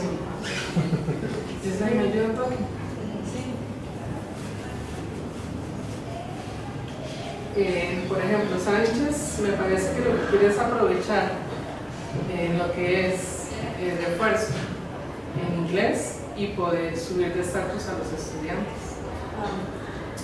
He thinks that this Sanchez wants to use the English for getting a higher level for the students because it worked for her, so she wants to apply the same thing. Yeah, I think so. I agree. That's true. It worked for her. Yeah. But it's, But sometimes I think that can lead to Latino people in the States to lose Spanish and then stop using it. Like kids in junior high who are Latino don't speak Spanish, or their families don't allow Spanish in the house. I don't know, they just kind of lose that tradition. yeah, that's right. I mean, And they can't, sorry, just one more thing. I experienced ESL in the United States, so I was learning English there, but I wasn't allowed to take Spanish lessons, only Americans. So yeah, I thought that was very unfair because I would have done great in Spanish. yeah. Yeah, I mean, so Fishman's notion of the language being lost after 3 generations, I think applies to these folks. A lot of times we see kids who can't talk to their grandparents. My wife's a really good example of that because her parents spoke Southeast Indian languages, Zulu, Kannada, and English. And when they moved to the United States, they only spoke English to their kids, and my wife and her brother don't retain much of the Indian languages. But of course, then when everyone gets older, then people are like, well, I wish they really retained Zulu or Spanish or whatever. And that's one of the points of bilingual education is for these kids to retain that. And it's true, if they are in transitional programs and there's not an educational motivation to use Spanish, a lot of them won't use it after a while. At the same time, I think there's a lot of bilingualism within the community already. So, because there's so much Spanish in the community already, that's less of a concern. But Right, but what Spanish thing is more popular, you know? Like in the enchiladas, for example. That was a different place. So here, it's Puerto Rican Spanish. And enchiladas was, well, I don't know what kind of Spanish. A lot of times, it's interesting, in Washington, they'll hire Spanish teachers from Spain to work with kids whose families are from Mexico and speak a different variety of Spanish, right? That happens in Iowa, too. They like to hire teachers from Spain because of the hierarchy of the Spanishes, Spanish, Spain. Spanish exists on the linguistic hierarchy in a particular way. But I think, your sense about how she's using, the other thing that's interesting is how she sort of deflects responsibility for her own decisions. Don't blame me, blame Stephen Krashen, because there's the affective filter, and there's, how the affective, what the affective filter, error correction, and comprehensible input have to do with the justification for mixing bilingual education is unclear. In fact, Krashen would not agree with this appropriation in his research. I was trying to figure out how this notion of footing could fit in this interaction. And I thought, when I was reading it, I began with that part, but Stephen Krashen is a linguist. As I kept reading, I was expecting for a but, and it never came. He's a linguist, he knows about this and that, but he's not a teacher, he's not, I don't know. And it's pretty obvious that the decision is like bottom up, right? It's not having a dialogue with the teachers, with people doing the work at the field, at the classrooms. So I think that would be a kind to characterize how Sanchez is used in this footing mechanism. Right. In a lot of ways, it's just how she structures the participation of the teachers. So she sees herself as the policy maker, they're the policy implementers. Like maybe I'm the teacher and you're the receiver of my information. Teachers can, in some way, that's why I agree. I thought that Goffman's notion of footing helped explain this. It's just, and they weren't used to this participation structure. Because in the past, when they had meetings with administrators like this, it was more egalitarian. It was more about conversation and discussion and a negotiation. But since the teachers aren't linguists, I think the emphasis, and Title III of the No Child Left Behind Act, which is the language policy, and it's long. In other words, don't bother reading it, and there's nothing we can do to change it. That's precisely my question. I don't know if it's coming to the point or not, but he mentions that for you on No Child Left Behind Act, and I was wondering what it says, because it says long, and there's nothing we can do to change that. So there's a but that was mentioned before, right there. So I was wondering if you knew what it says in the first look. It says questions at the beginning of Title III. Yeah, this was interesting to me because, Title III replaced. So there's a long history of this. But Title III replaced Title VII. Title VII was called the Bilingual Education Act. Title III was called the English Language Enhancement and Advocacy Act. So this English-focused act replaced the Bilingual Education Act. Nonetheless, there was nothing in Title III that said you couldn't do bilingual education. So I think she's mischaracterizing the policy. And the teachers before this meeting have been told by other administrators that we can get funding for bilingual education from Title III, and they did. So. Yeah, that's where I was going, because I think it's sort of misleading, because It's it's told. using the third, yeah, right. Because actually, I'm not really familiar with it, but I think the No Child Left Behind Act, this act talks about how no child should be left behind, particularly on if they have study holds, if they're not catching up, they have to level out everyone. So it's the exact opposite of what she's saying, right? Yeah, everyone has made the title is ironic. It's actually Every Child Left Behind. People have had a lot of fun with that. One of the biggest things about the No Child Left Behind was it implemented a deluge of tests. Like tons. The kids take tons of tests. My kids took tests in kindergarten. Like they're taking tests throughout kindergarten. So they're given all of these crazy tests, and all the tests are in English. So that's actually what Shilhami argues is a de facto language policy. Because the tests are in English, educators are encouraged to use English only. That's why she's being, that's one of her other motivations, which she didn't mention. but I think that that's what she's thinking about when she alludes to No Child Left Behind. We have all these English tests. What's the point of becoming proficient in Spanish? Even though in the language of the policy it says, if you have a bilingual program, you need to test the kids in Spanish. No one ever pointed that out.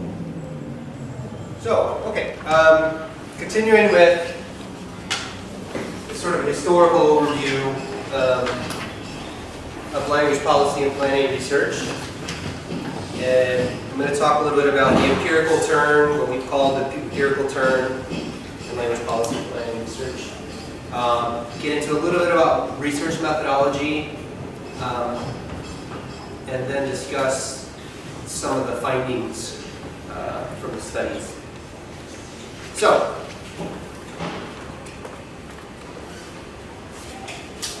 we have Collison's critical approach, which was very influential, but there was some criticism of the critical approach. For example, Davis argued that it ignored the processes of language planning. So when McCarty talks about language policy processes, Catherine Davis argues that the historical structural approach ignores those processes. That was the sort of idea beside Rosento and Hornberger's depiction of the onion. I don't know if y'all are familiar with the metaphorical language policy and planning onion. It's meant to depict the multiple layers through which language policy is developed. But they placed the teacher at the center of the onion, thus emphasizing the agencies that teachers have in making decisions for their classrooms, and in being active negotiators of language policy processes. And also, I think we should point out that some language policies have been important tools in protecting minority and indigenous languages in many different places, even though they're used for just the opposite often. So there was this critique that emerged, and a series of edited volumes, and sort of a new wave, I would argue, of language policy research that focused on language use and language policies in classrooms and communities, and how teachers and other individuals are active negotiators of language policy. We get a book like Negotiating Language Policies in Schools, Educators as Policymakers. So I mean, this is sort of foregrounding the notion that teachers themselves are policymakers, right? They're not just implementers of the policy. They make policy. They're active negotiators of policy. And so there started to be this emphasis on using empirical data collection, because the historical structural approach was still largely theoretical. And so I think that there's been an emphasis on collecting data, as I said, in schools and in communities, to understand how language policy processes actually play out, as opposed to how they might play out theoretically. So we went from a broad focus, a macro focus, to specific language policies in specific contexts.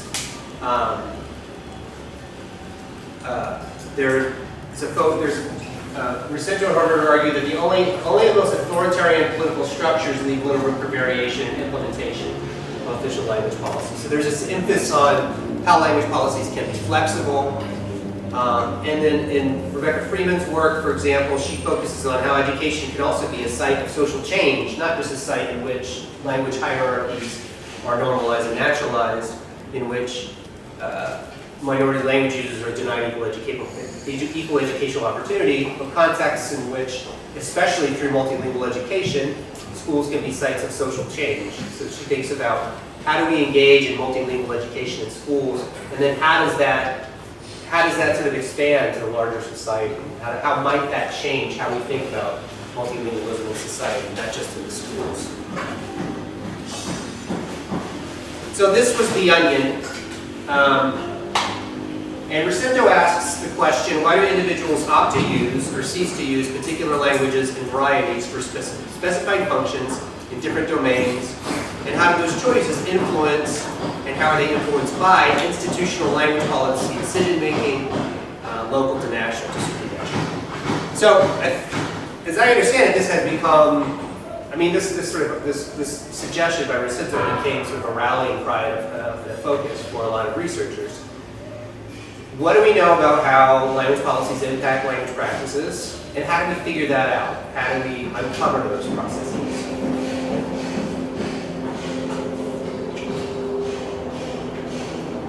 One of the findings in this research is Nancy Hornberger has argued that macro-level language policies can open, for example, Bolivia's national education reform, and close what she calls ideological spaces for multilingualism and bilingual education. So this is the argument that these national, especially bilingual education initiatives, and she uses this one from Bolivia as an example, it can create an ideological space in which bilingual education and multilingualism is valued. It's up to educators to take that ideological space created in policies like this and implement them in practice. So in some ways, an ideological space is as I interpret it, sort of a theoretical space. So there is this possibility for bilingualism and multilingual education. But educators must respond to these ideological spaces by carving out, as she calls it, implementational spaces in their classrooms and communities, which are filled up with multilingual pedagogy.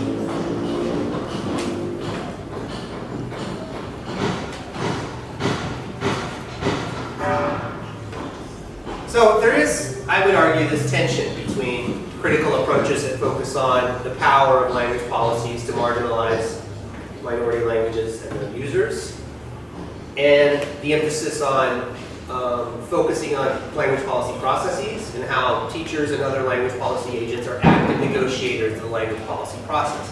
Not simply sort of like cogs in the machine of a language policy mechanism over which they have no control. I think that that's a good tension. I like that tension. That's the right place, I think, for us to be right now. Tollefson characterizes these two approaches as the historical structural paradigm, those approaches that focus on the power of policy, and what he calls the creative public sphere paradigm, that research that focuses on the power of educators. And he argues that in the historical structural paradigm, the emphasis is the power of policies and how policies deny agency to people like school teachers and students. And it's sort of a dig at the creative public sphere paradigm, because I think he sort of thinks it's naive to think that there is this creativity that's going to emerge in the public sphere.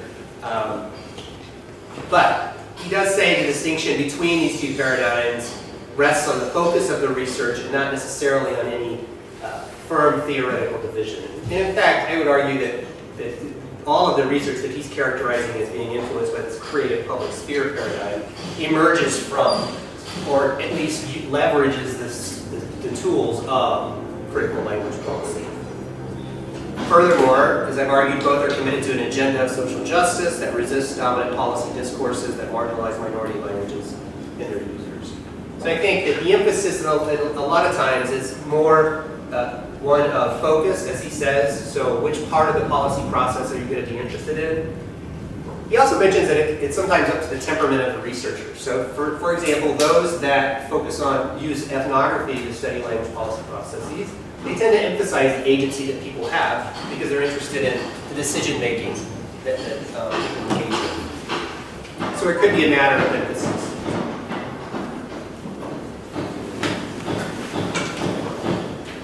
I think this tension is captured interestingly in a proposal by Stephen Ball, who suggests that we need to combine a policy as text orientation with a policy as discourse orientation. So the names are kind of misleading, I would argue, because a policy as text orientation includes analysis of the policy documents, but rejects the quest for understanding authorial intentions, and instead emphasizes the variety of ways in which a particular legislative or top-down policy can be interpreted and put into action. So here he's influenced, I think, by literary theory. So in literary theory, there's a debate about should the intentions of the author matter. When Ernest Hemingway wrote *The Old Man and the Sea*, do whatever his intentions behind that book matter in the way that I interpret it. There's a strong sort of philosophical tradition in literary theory that says, well, no, it doesn't matter what the authorial intentions are. And as we're trying to understand this book, this novel, or this poem, or whatever, it matters more how we interpret it or how I interpret it. That matters more than the authorial intention. So there is this sort of debate. So Ball, in some ways, is borrowing from that, and making the same kind of case. Whatever the intentions of the author are, which are impossible to know, he would argue, because unless the policymaker says, I intend this with the enactment of this policy, which rarely happens, and if you believe Shohami, most of the intentions are concealed anyway. It's impossible to know what those intentions are. Therefore, the focus of our research should be, well, how are they implemented? How are they interpreted and put into practice? And for me, it's interesting how that interpretation is impacted by the local ideologies and discourses within a speech community or a school district. Because how policies get interpreted and put into practice can be very different in different contexts, right? And so that's what Ball thinks we should emphasize. Are those different interpretations? Where are they? Where is the creativity in the ways that these policies are being interpreted? So we saw, for example, earlier with Lucia Sanchez, like she had a particular interpretation of Title III and No Child Left Behind, right? But the people, the administrators that preceded her had a very different interpretation. And both had an impact on how bilingual education worked in the school district of Philadelphia. So what is it about those different interpretations, or why the different interpretations? These are the kinds of questions that we ask. So this policy as text orientation actually takes the emphasis off of the policy text, which is a little confusing, I think. But he says we also need to consider policy as discourse, which re-emphasizes the potential power of educational policies to set boundaries on what is educationally feasible.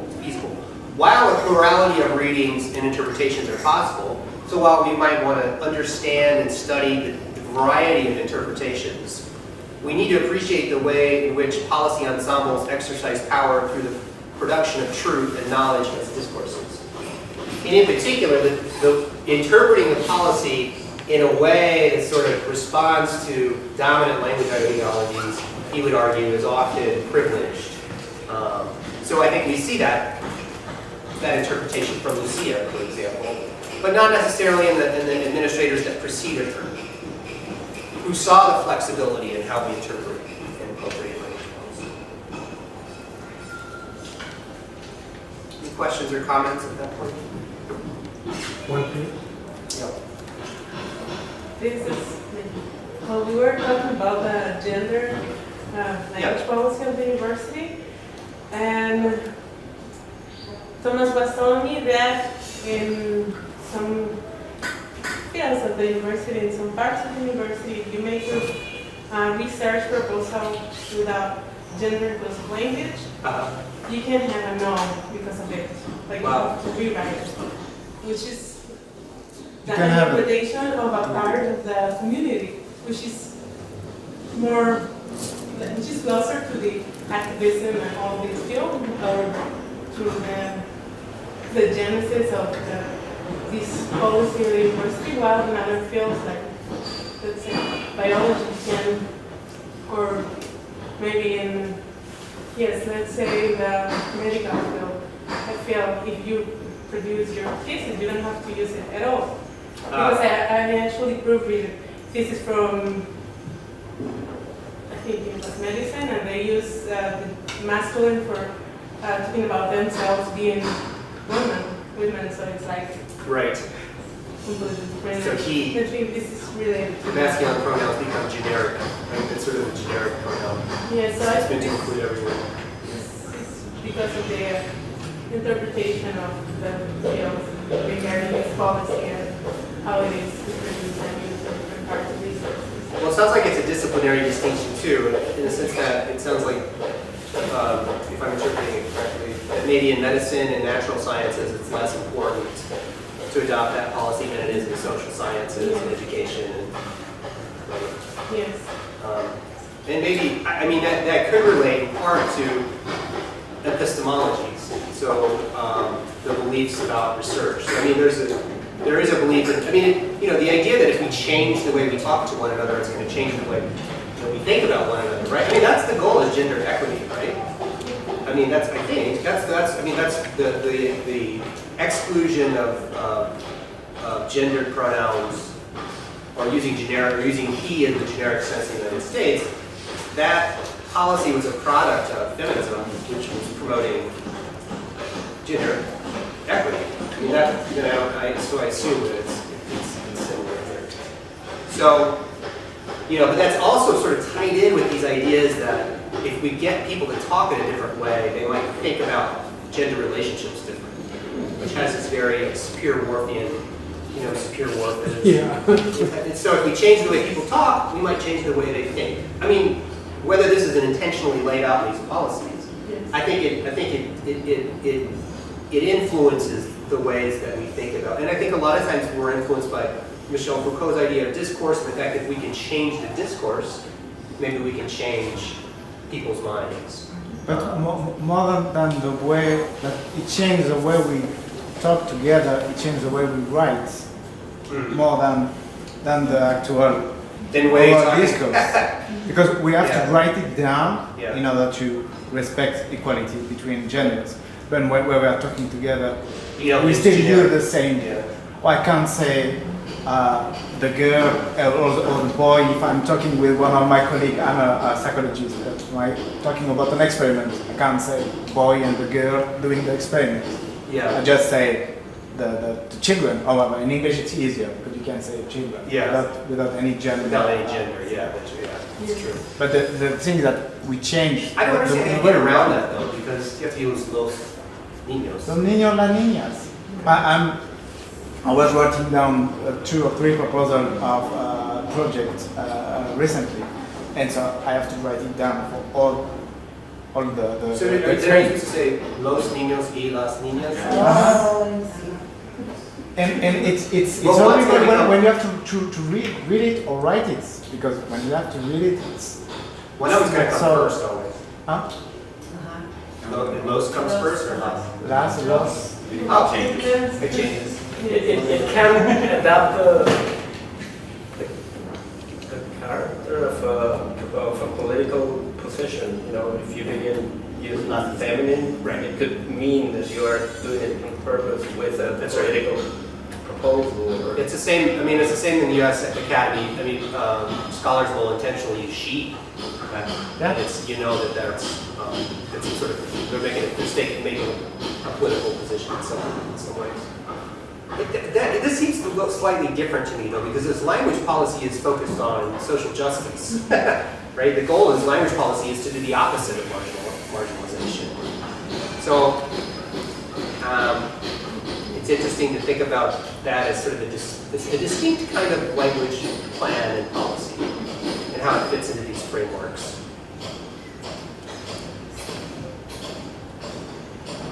So, one of the things that we've talked about in our research is we were interested in, I was interested in Lucia and how much power she wielded in her language policy decision making. So there were a group of administrators, there were a couple of administrators in the school district of Philadelphia who left their positions. Lucia Sanchez came in, and it really changed language policy for the whole school district. And we became interested in our research in Washington State, too, interested in these individuals that seem to wield a disproportionate amount of power relative to the other individuals in their contexts. And they tended to be, and we started calling them language policy arbiters. And they tend to be administrators, but not necessarily so. Sometimes it's unpredictable who these language policy arbiters are. So it'd be interesting to find out who the language policy arbiters are for this pronoun policy in PCR. And so we developed this framework to try and understand these are the different levels of policy making. Of course, there are more levels than just this. And then these are we sort of envision these arbiters as, they're kind of like a funnel through which language policy needs to pass. So while there does seem to be agency at these different levels of policy making, there do also seem to be these individuals that wield more power than other folks in those contexts. They are impacted by the contextualized discourses and language ideologies at each of the level. And they're also impacted by the beliefs about research, language, and language education. So we saw some of Lucia's beliefs, for example, or it seemed like they were beliefs. It was unclear what she was saying.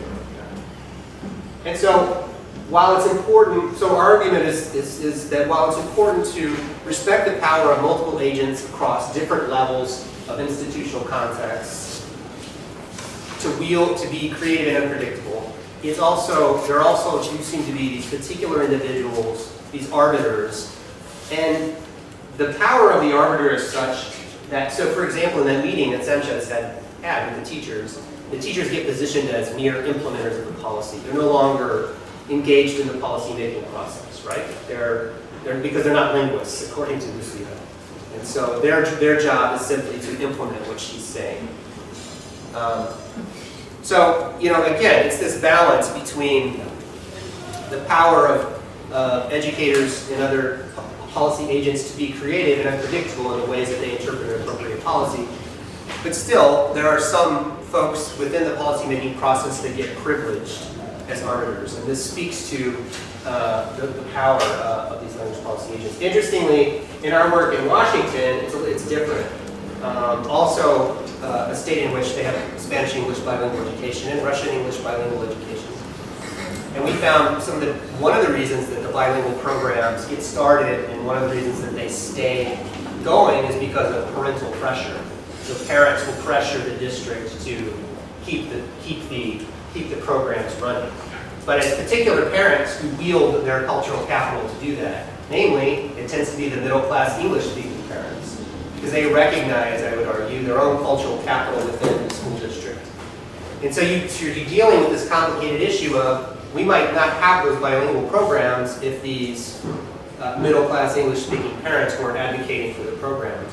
But on the other hand, it also highlights another imbalance of power, because while the middle-class English-speaking parents are clearly capable of leveraging their power, it reveals that there are others who don't feel comfortable in doing that, namely the Spanish-speaking parents.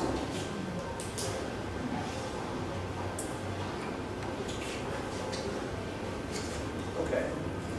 So I want to say a little bit about research methods, not a whole lot. I recently published a book with my colleague Francis Holt about research methods in language policy and planning. That's a little picture of it. And in it I can't get into all of the different types of methods. You wouldn't want me to anyway. I'm going to focus on one particular kind of method in just a second. But we have chapters on economic analysis, so there's the economics of language policy. Who does that? Legal analyses, so people who leverage legal theory to analyze language policy. Political theory and science, so scholars like Stephen May and Sunil Sontag. Ethnography, which is something that I do, and then different terms of discourse analytic techniques. But I kind of wanted to highlight just two of these because it's what I have expertise in. And the first is the ethnography of language policy. And one of the benefits of ethnography of language policy, I've argued, one of the things that it needs to do is first focus on the agents. So it includes an emphasis on both the creators of the policy and those responsible for policy interpretation and appropriation. So any study using ethnography to study language policy can and should focus on these. It focuses on the goals, referring to the intentions of the policy as stated in the policy document. So while it might be impossible to really truly understand the intentions of a policy because we don't have a picture of the policymaker's mind, right? We can't get inside their head and figure that out. Sometimes they're stated intentions within the text of the policy, and that's what I'm referring to here. We're thinking about processes, particularly creation, interpretation, and appropriation of a policy text and discourse.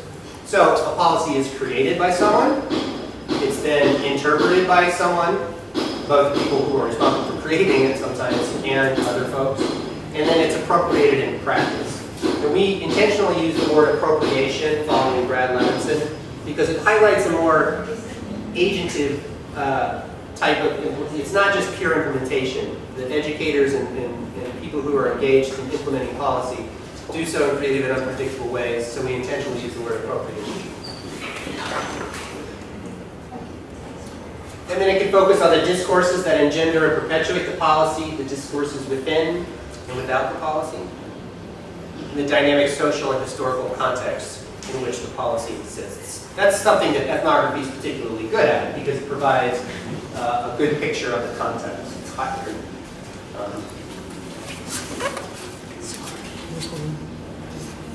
Okay, I wanted to say something about a particular technique because this is something that we've been working on lately, and I have another picture for you to interpret. But within language policy research methodology, we propose that the notion of intertextuality can be useful for studying policies. So this is an idea that comes from Mikhail Bakhtin. So in this quote he says, "Truth is not born, nor is it to be found inside the head of an individual person. It is born between people collectively searching for truth in the process of their dialogic interaction." So here's an example. This is what he's talking about. So Bakhtin argues that he said truth there, but in other places he says meaning. The meaning of a book, for example, and he was an expert in Dostoevsky. So the meaning of the Brothers Karamazov emerges because of the unique intertextual connections that it makes between it and, for example, the Bible. And so your interpretation of the Brothers Karamazov is necessarily tied to your interpretation of the Bible or whatever books it's making reference to, right? And the meaning of that book, that text, Brothers Karamazov, emerges because of all these different connections, these intertextual connections, as Bakhtin. And so everything that we ever say and write is a product of these intertextual connections and can only really be interpreted as such. This is Bakhtin's idea of intertextuality.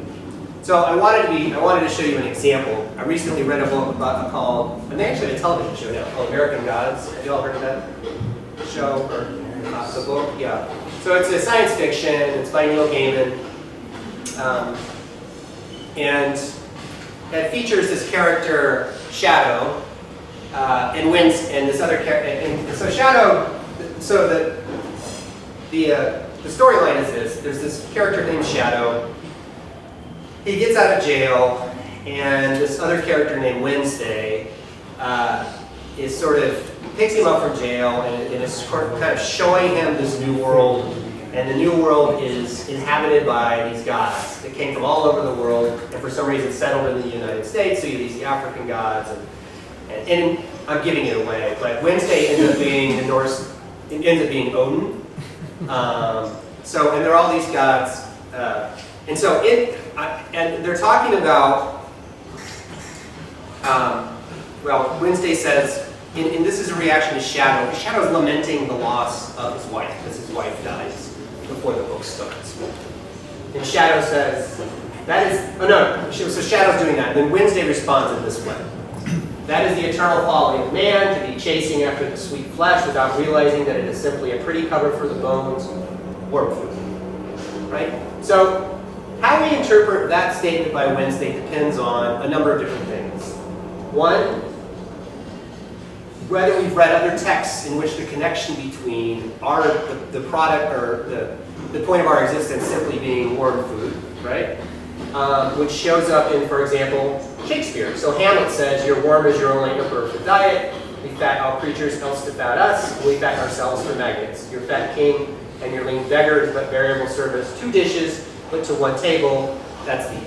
So Hamlet is expressing, a very similar idea, and of course it goes back even further to Job, who says, the book of the Bible, who says the worm shall feed sweetly on him. When he is dead, he shall be no more remembered. And not using the worm food notion exactly, Ecclesiastes basically says the same thing by saying all is vanity. And I'm sure it goes back further than this, right? So the notion that the point of our existence, whether there is no point, and we just end up dying. So how you interpret Wednesday's, the idea of intertextuality is how do you interpret Wednesday's quote here? Depends. Later turns out that Wednesday is Odin, the Norse god of Odin, and so it might have a humorous ring, it might have an all is vanity kind of ring. The ways that we interpret these things, all of these texts, are based on the ways that the text itself is connected to other texts, and also all of the other things that we've read and talked about. So it gets very complicated.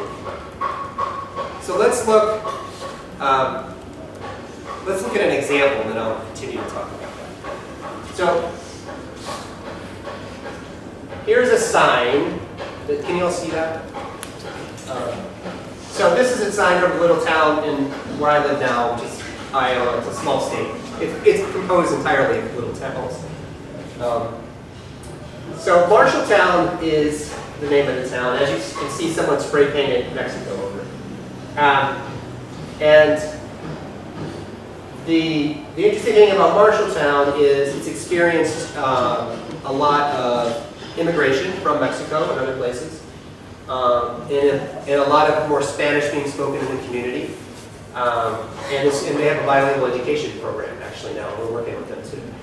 So this became a big news item because someone had spray painted Mexico over the sign. So if you saw this, I just gave you a little bit of context. How would you interpret that? Discrimination. And how so? What's the message? It's a town with a lot of population coming from Mexico. But there are a lot of Mexican citizens there living, and they are becoming part of the city. Right. That's what Yeah. So what kind of message does spray painting Mexico over the name of it? It's a little Mexico in that state. More like Okay. That's very interesting. racism, more like racism.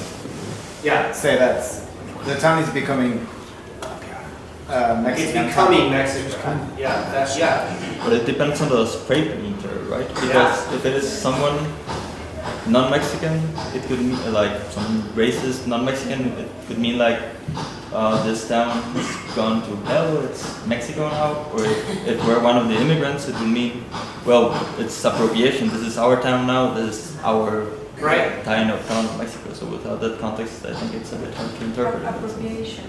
Yes. Yeah. Yeah. It's sort of whether it's Mexico or Mexico. Yeah. It depends. It could be before Trump or after Trump. Yeah, this was before Trump. Okay. But that raises another point. Is you brought up it depends on who spray painted it. Yeah. But Stephen Ball would argue it doesn't matter who spray painted it. It's the way that we interpret it. So despite the intention of the author, the spray painter, it introduces, at the very least, I would argue it exposes this sort of interethnic tension that these spray painters are trying to illuminate or whatever. It's hard to tell what their intentions are. I mean, it could be just pure xenophobia, anti-immigration, Trump style. Definitely, we've seen an emergence of that nativism in the U.S. In the U.S., not alone. So I thought this was interesting, and I was thinking, well, how we interpret this might depend on other texts, right? So I started looking for city signs. This, by the way, is the city of Dublin, California, not High Point. So we get sort of an explicit racist defacing. So there is this whole genre of defacing public signs, right? So here's one that's just sort of explicitly racist. That says, I don't know if you can read that, it says, "Stop the Asian invasion of the city of Dublin." It's a little anarchy symbol, I'm not sure how that relates. This one in Salem, Oregon, this is more of just a traditional tag, like with the spray painters spray painting their own name. I don't know what it means. This one is pretty sophisticated because it's not spray painted, but it's defaced. And Edmonton is close to Calgary, so they have this friendly competition, so therefore it's a joke, suck at Calgary. But this one was interesting to me because this town in Hereford, the UK, had recently experienced a lot of Polish immigration. And it was interesting to me that the town was about the same size as Marshalltown, and someone did the same sort of thing. They spray painted Poland over carefully.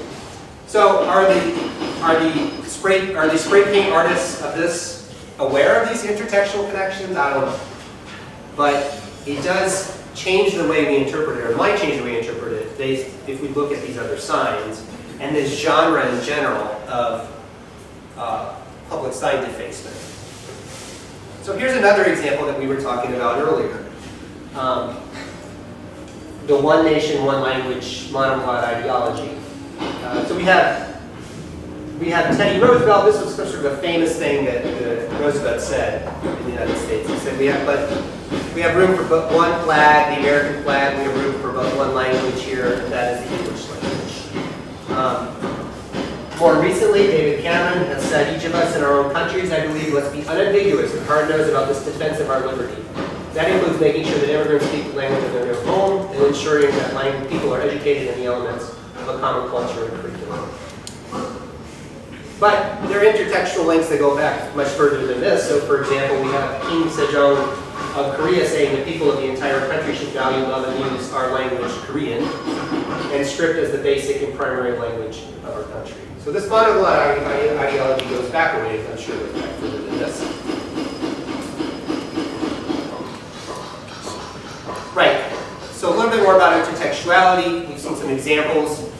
The word was coined by Julia Kristeva in her readings of Mikhail Bakhtin's writings. And as I was saying, Bakhtin talks about how these lines of literature are in dialogue with other utterances. So Wednesday is in dialogue with Joe, so to speak. And that dialogue between the two characters creates meaning in how we read American Gods. Or maybe how we read the Bible or other books, or whenever someone makes a reference that humans are just born with. And the utterances that we read are filled, and we hear, are filled with the echo of other utterances and dialogical routines. An utterance is a link in the chain of speech communication. It cannot be broken off from preceding links that determine it both from within and without, giving rise within it to unmediated responsive reactions and dialogic reverberations. So a little bit more about this. We deal with intertextuality all the time in academic papers because we have to cite people, right? So whenever we cite anyone, we're making an explicit intertextual connection. So there is this distinction between verbatim text connection and explicit intertextual connections, which we call manifest intertextuality, and constitutive intertextuality, which more refers to the configuration of discourse conventions that go into the text production. Baerbock has called this interdiscursivity. So there's the physical, or there's the specific lexicogrammatical item, word food, that circulates throughout the text.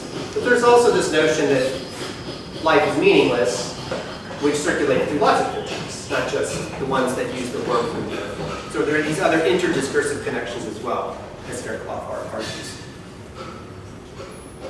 So why am I talking about this? I think the applications for language policy research are interesting.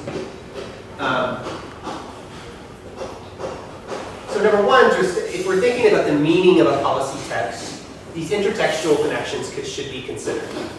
So when I read Title III of No Child Left Behind, or any other language policy, perhaps the policy on gender neutrality, the PCR, first of all, those policies are often, well, in the US, Title III replaced another policy. And there's a lot of cutting and pasting that happens from one policy to the next. And to understand that new policy, it's often essential to understand the policy that are replaced. Because a lot of times they're borrowing that language, and you get this weird mixture of old and new language in these language policies, which makes it very difficult to interpret. So language policies make reference to past policies, they make reference to other policies, and there are just a variety of intertextual connections that we might consider when interpreting what a policy means. Like, how do we make sense of the language within a language policy? I've argued that as products of intertextuality and interdiscursivity, policy texts are heteroclassic, meaning that there are multiple meanings, often in competition with one another, in the same text. There are often ideologically contentious ideas in the same policy text, especially with policies that are made by lawmaking bodies like parliaments or other organizations that get involved in debate before they make the policy. You have people who disagree with each other actually supporting the same policy, so it might not be surprising if you get these competing ideas in the same policy text. So we need to consider the ways in which language policies are heterogeneous. I've also argued that if there are these multiple potential interpretations and meanings, that it can create ambiguity. And educators and others can leverage that ambiguity to their benefit. And they have done that. So for example, the school district of Philadelphia, where I did my research, some of the administrators said, well, look, the policy is somewhat ambiguous about what we can do with bilingual education, so we're going to do whatever we want. Like I had an educator literally tell me, we're going to proceed, even though the policy focuses on English, and seemingly it's an English-focused policy, we've been doing bilingual education, they're going to give us money for continuing to do it, and that's what we're going to do. So we're going to ignore the parts of the policy which make it seem like an English-only policy, and take up the parts of the policy which allow us to do what we've already been doing. I've argued that policies are not reifications of monolithic and static authorial intentions. This is directly in contrast to a lot of Shohami, actually. I don't agree with her conceptualization of language policy. I think that often the intentions are, first of all, not monolithic, they're heterogeneous, and they change over time. Even with the same policy, you have people who, like as I said, really disagree with one another. So you can have these conflicting ideas impacting the same policy. As Ball argues, I agree that focusing on interpretations of language policy actors and what's called recontextualization. So how do they interpret these different versions of the policy and recontextualize it in a community that's being impacted by it? And as Lemke says, it is very important to understand just which other text a particular community considers relevant to the interpretation of any given text. Which means, so, you know, I guess for Lucia Sanchez, it was the writings of Stephen Krashen. At least that's what she sort of claimed. But what other texts are important in the interpretation of this policy? And understanding how these different policy documents are intertextually related to one another. How the meaning of that policy can emerge within discursive processes within a speech community. Okay, so what can findings from other contexts tell us about how some of the language policies you were thinking about may or may not work? And this is some of the findings from New Zealand that I was referring to. These charts are kind of difficult to read, but so what you have here is enrollment in Maori medium education. I think this is the one that I find interesting. This is amount of Maori spoken in and outside the home. And so the dark sections refer to speaking no Maori outside the home. So you see here, for those students who don't speak Maori very well, as you might expect,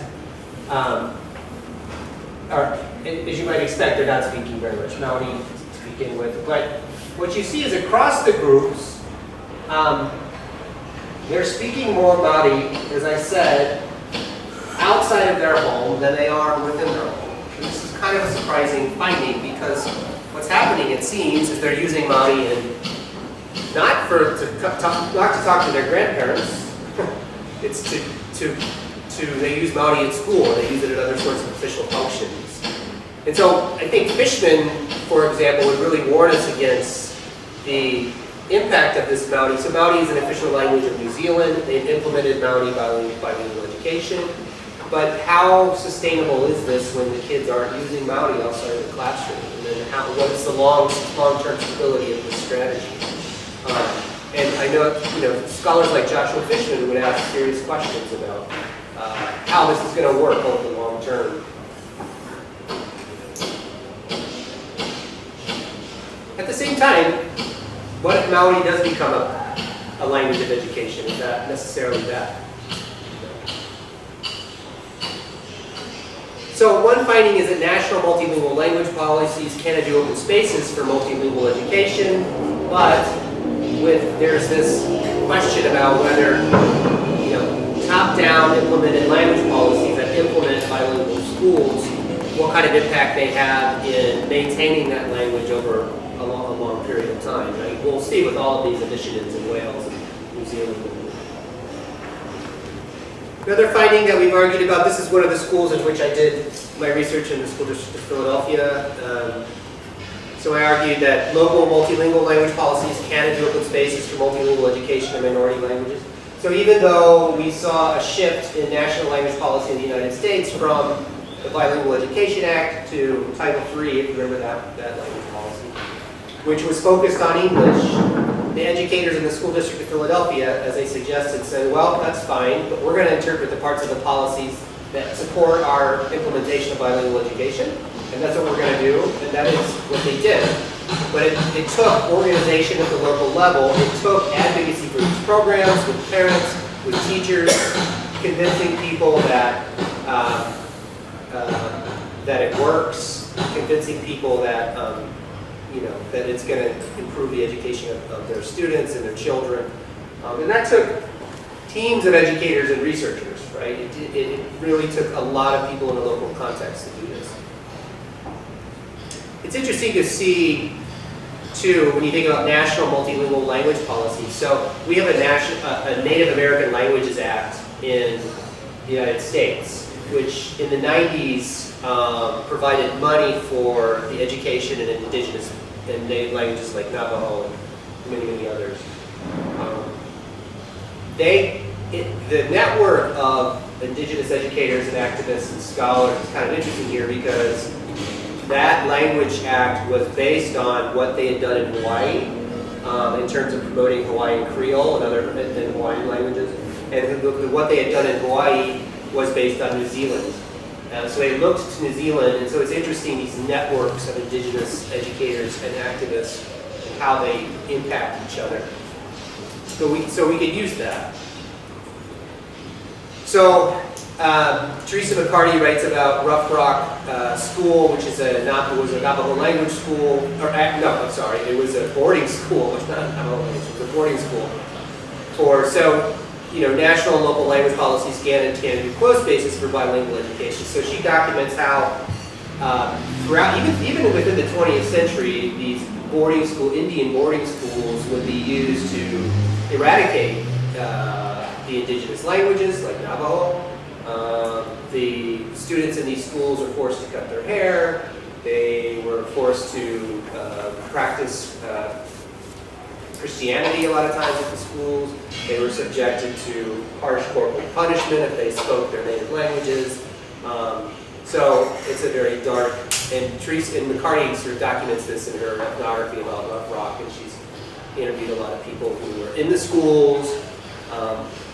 It's a dark era in United States history that really continues. I mean, the legacy of colonialism, the legacy of continues to this day. Were there boarding schools? Well, no, there were like physical punishment, the obligation for the kids to go to schools that were very far away, and even if it was dangerous for them to get there, and punishments for the teachers, for the parents, if they didn't send them. When I first moved to Costa Rica, I was told there were no indigenous languages. It's almost they were rendered invisible.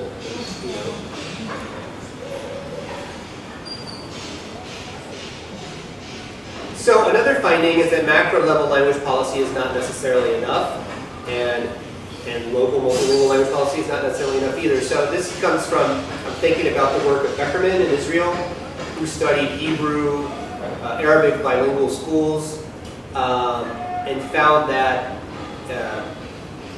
keeping the languages equal within these schooling became incredibly, even though they had macro-level support from institutions that promoted bilingual education. And they have the support of the local community and the teachers and everything about the effectiveness of Arabic and Hebrew bilingual schools, about the goal and the philosophy of the schooling.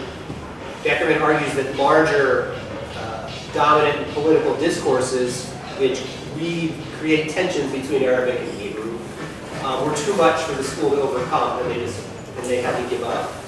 I note, though, that this picture, and you can see these kids reading, and in the background there's both Hebrew and Arabic, is a new picture. So there are new initiatives. So it's interesting that even though sometimes these initiatives fail, new ones take their place. And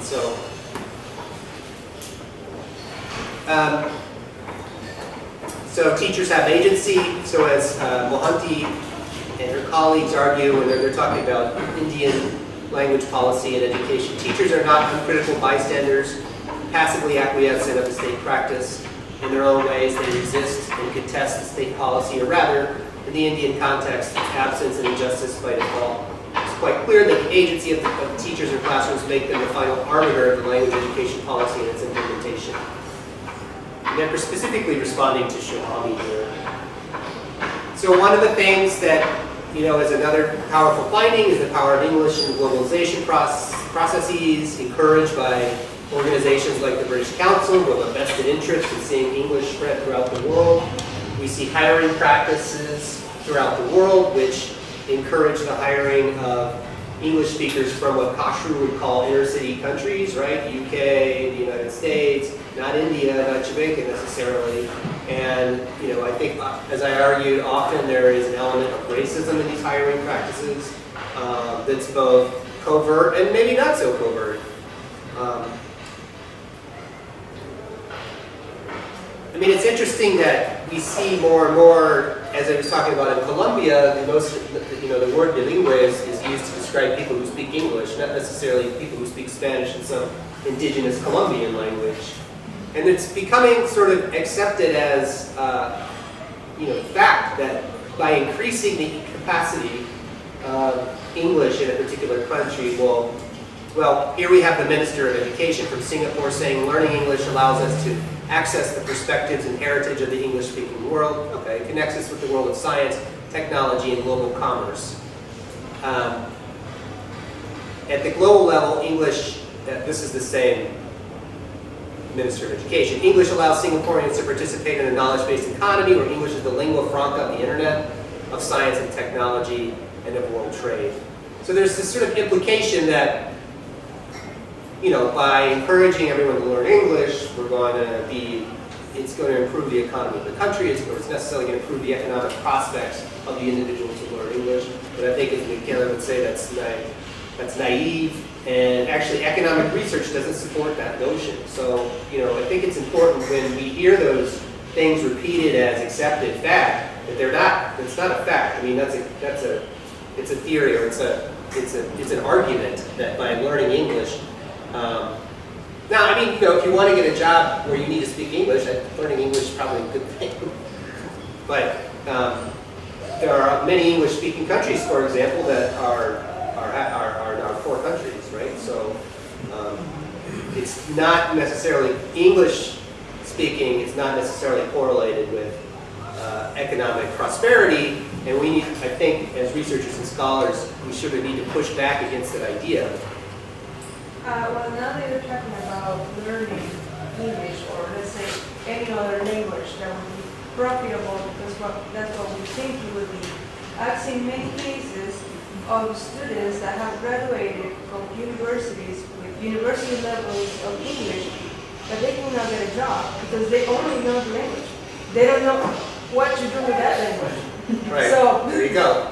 So what do? Nothing. So you should study whatever career and study English along with it, and that is going to become something more profitable in the future, not just studying English per se. And if they're native Spanish speakers, well, for example, in that sign that I said that you could gift your mother that's just one small example of how they privilege native speakers of English in the hiring practices. Right. So there's a differentiation between native English-speaking teachers and non-native English-speaking teachers, and they're often paid differently in context, like the JET program in Japan, which I mentioned earlier. So, yeah, just because you learn English doesn't, it's not some economic panacea. It's not a cure-all for everyone else. Finally, I kind of want to ask, so I was going to talk, I'm not going to go through all of these slides, but one of the interesting things that I think is happening in language policy research, and maybe this is, it seems like a lot of times, and I don't know if this is your experience, but when you have a language policy colloquium at a conference, everyone talks, you get to the end of the colloquium, and invariably you get that question, well, what are we going to do about this? You know, I often kind of get tired of that question, to be honest. I mean, we don't have to always be thinking of like what we're going to do about it, but at the same time, what are we going to do about this?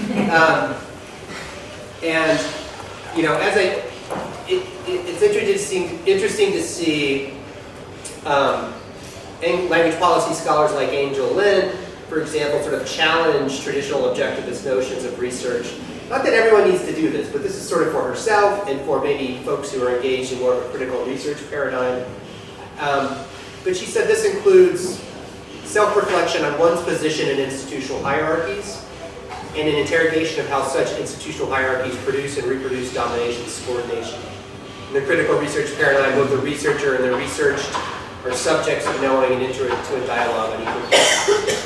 This is kind of changing the way we think about research, not changing the way, but you know, thinking about research as something that's collaborative with our participants, with the teachers, as opposed to something that we do on them and then maybe for them. And thinking about our own role in language policy processes, right? So, I mean, when I went to Equatorial Guinea, for example, and taught in English, I was privileged by the fact that I worked at a U.S. institution, that I was a native English speaker. So what's my role in taking English to Equatorial Guinea, right? I mean, that's something that I needed to think about. What's the role in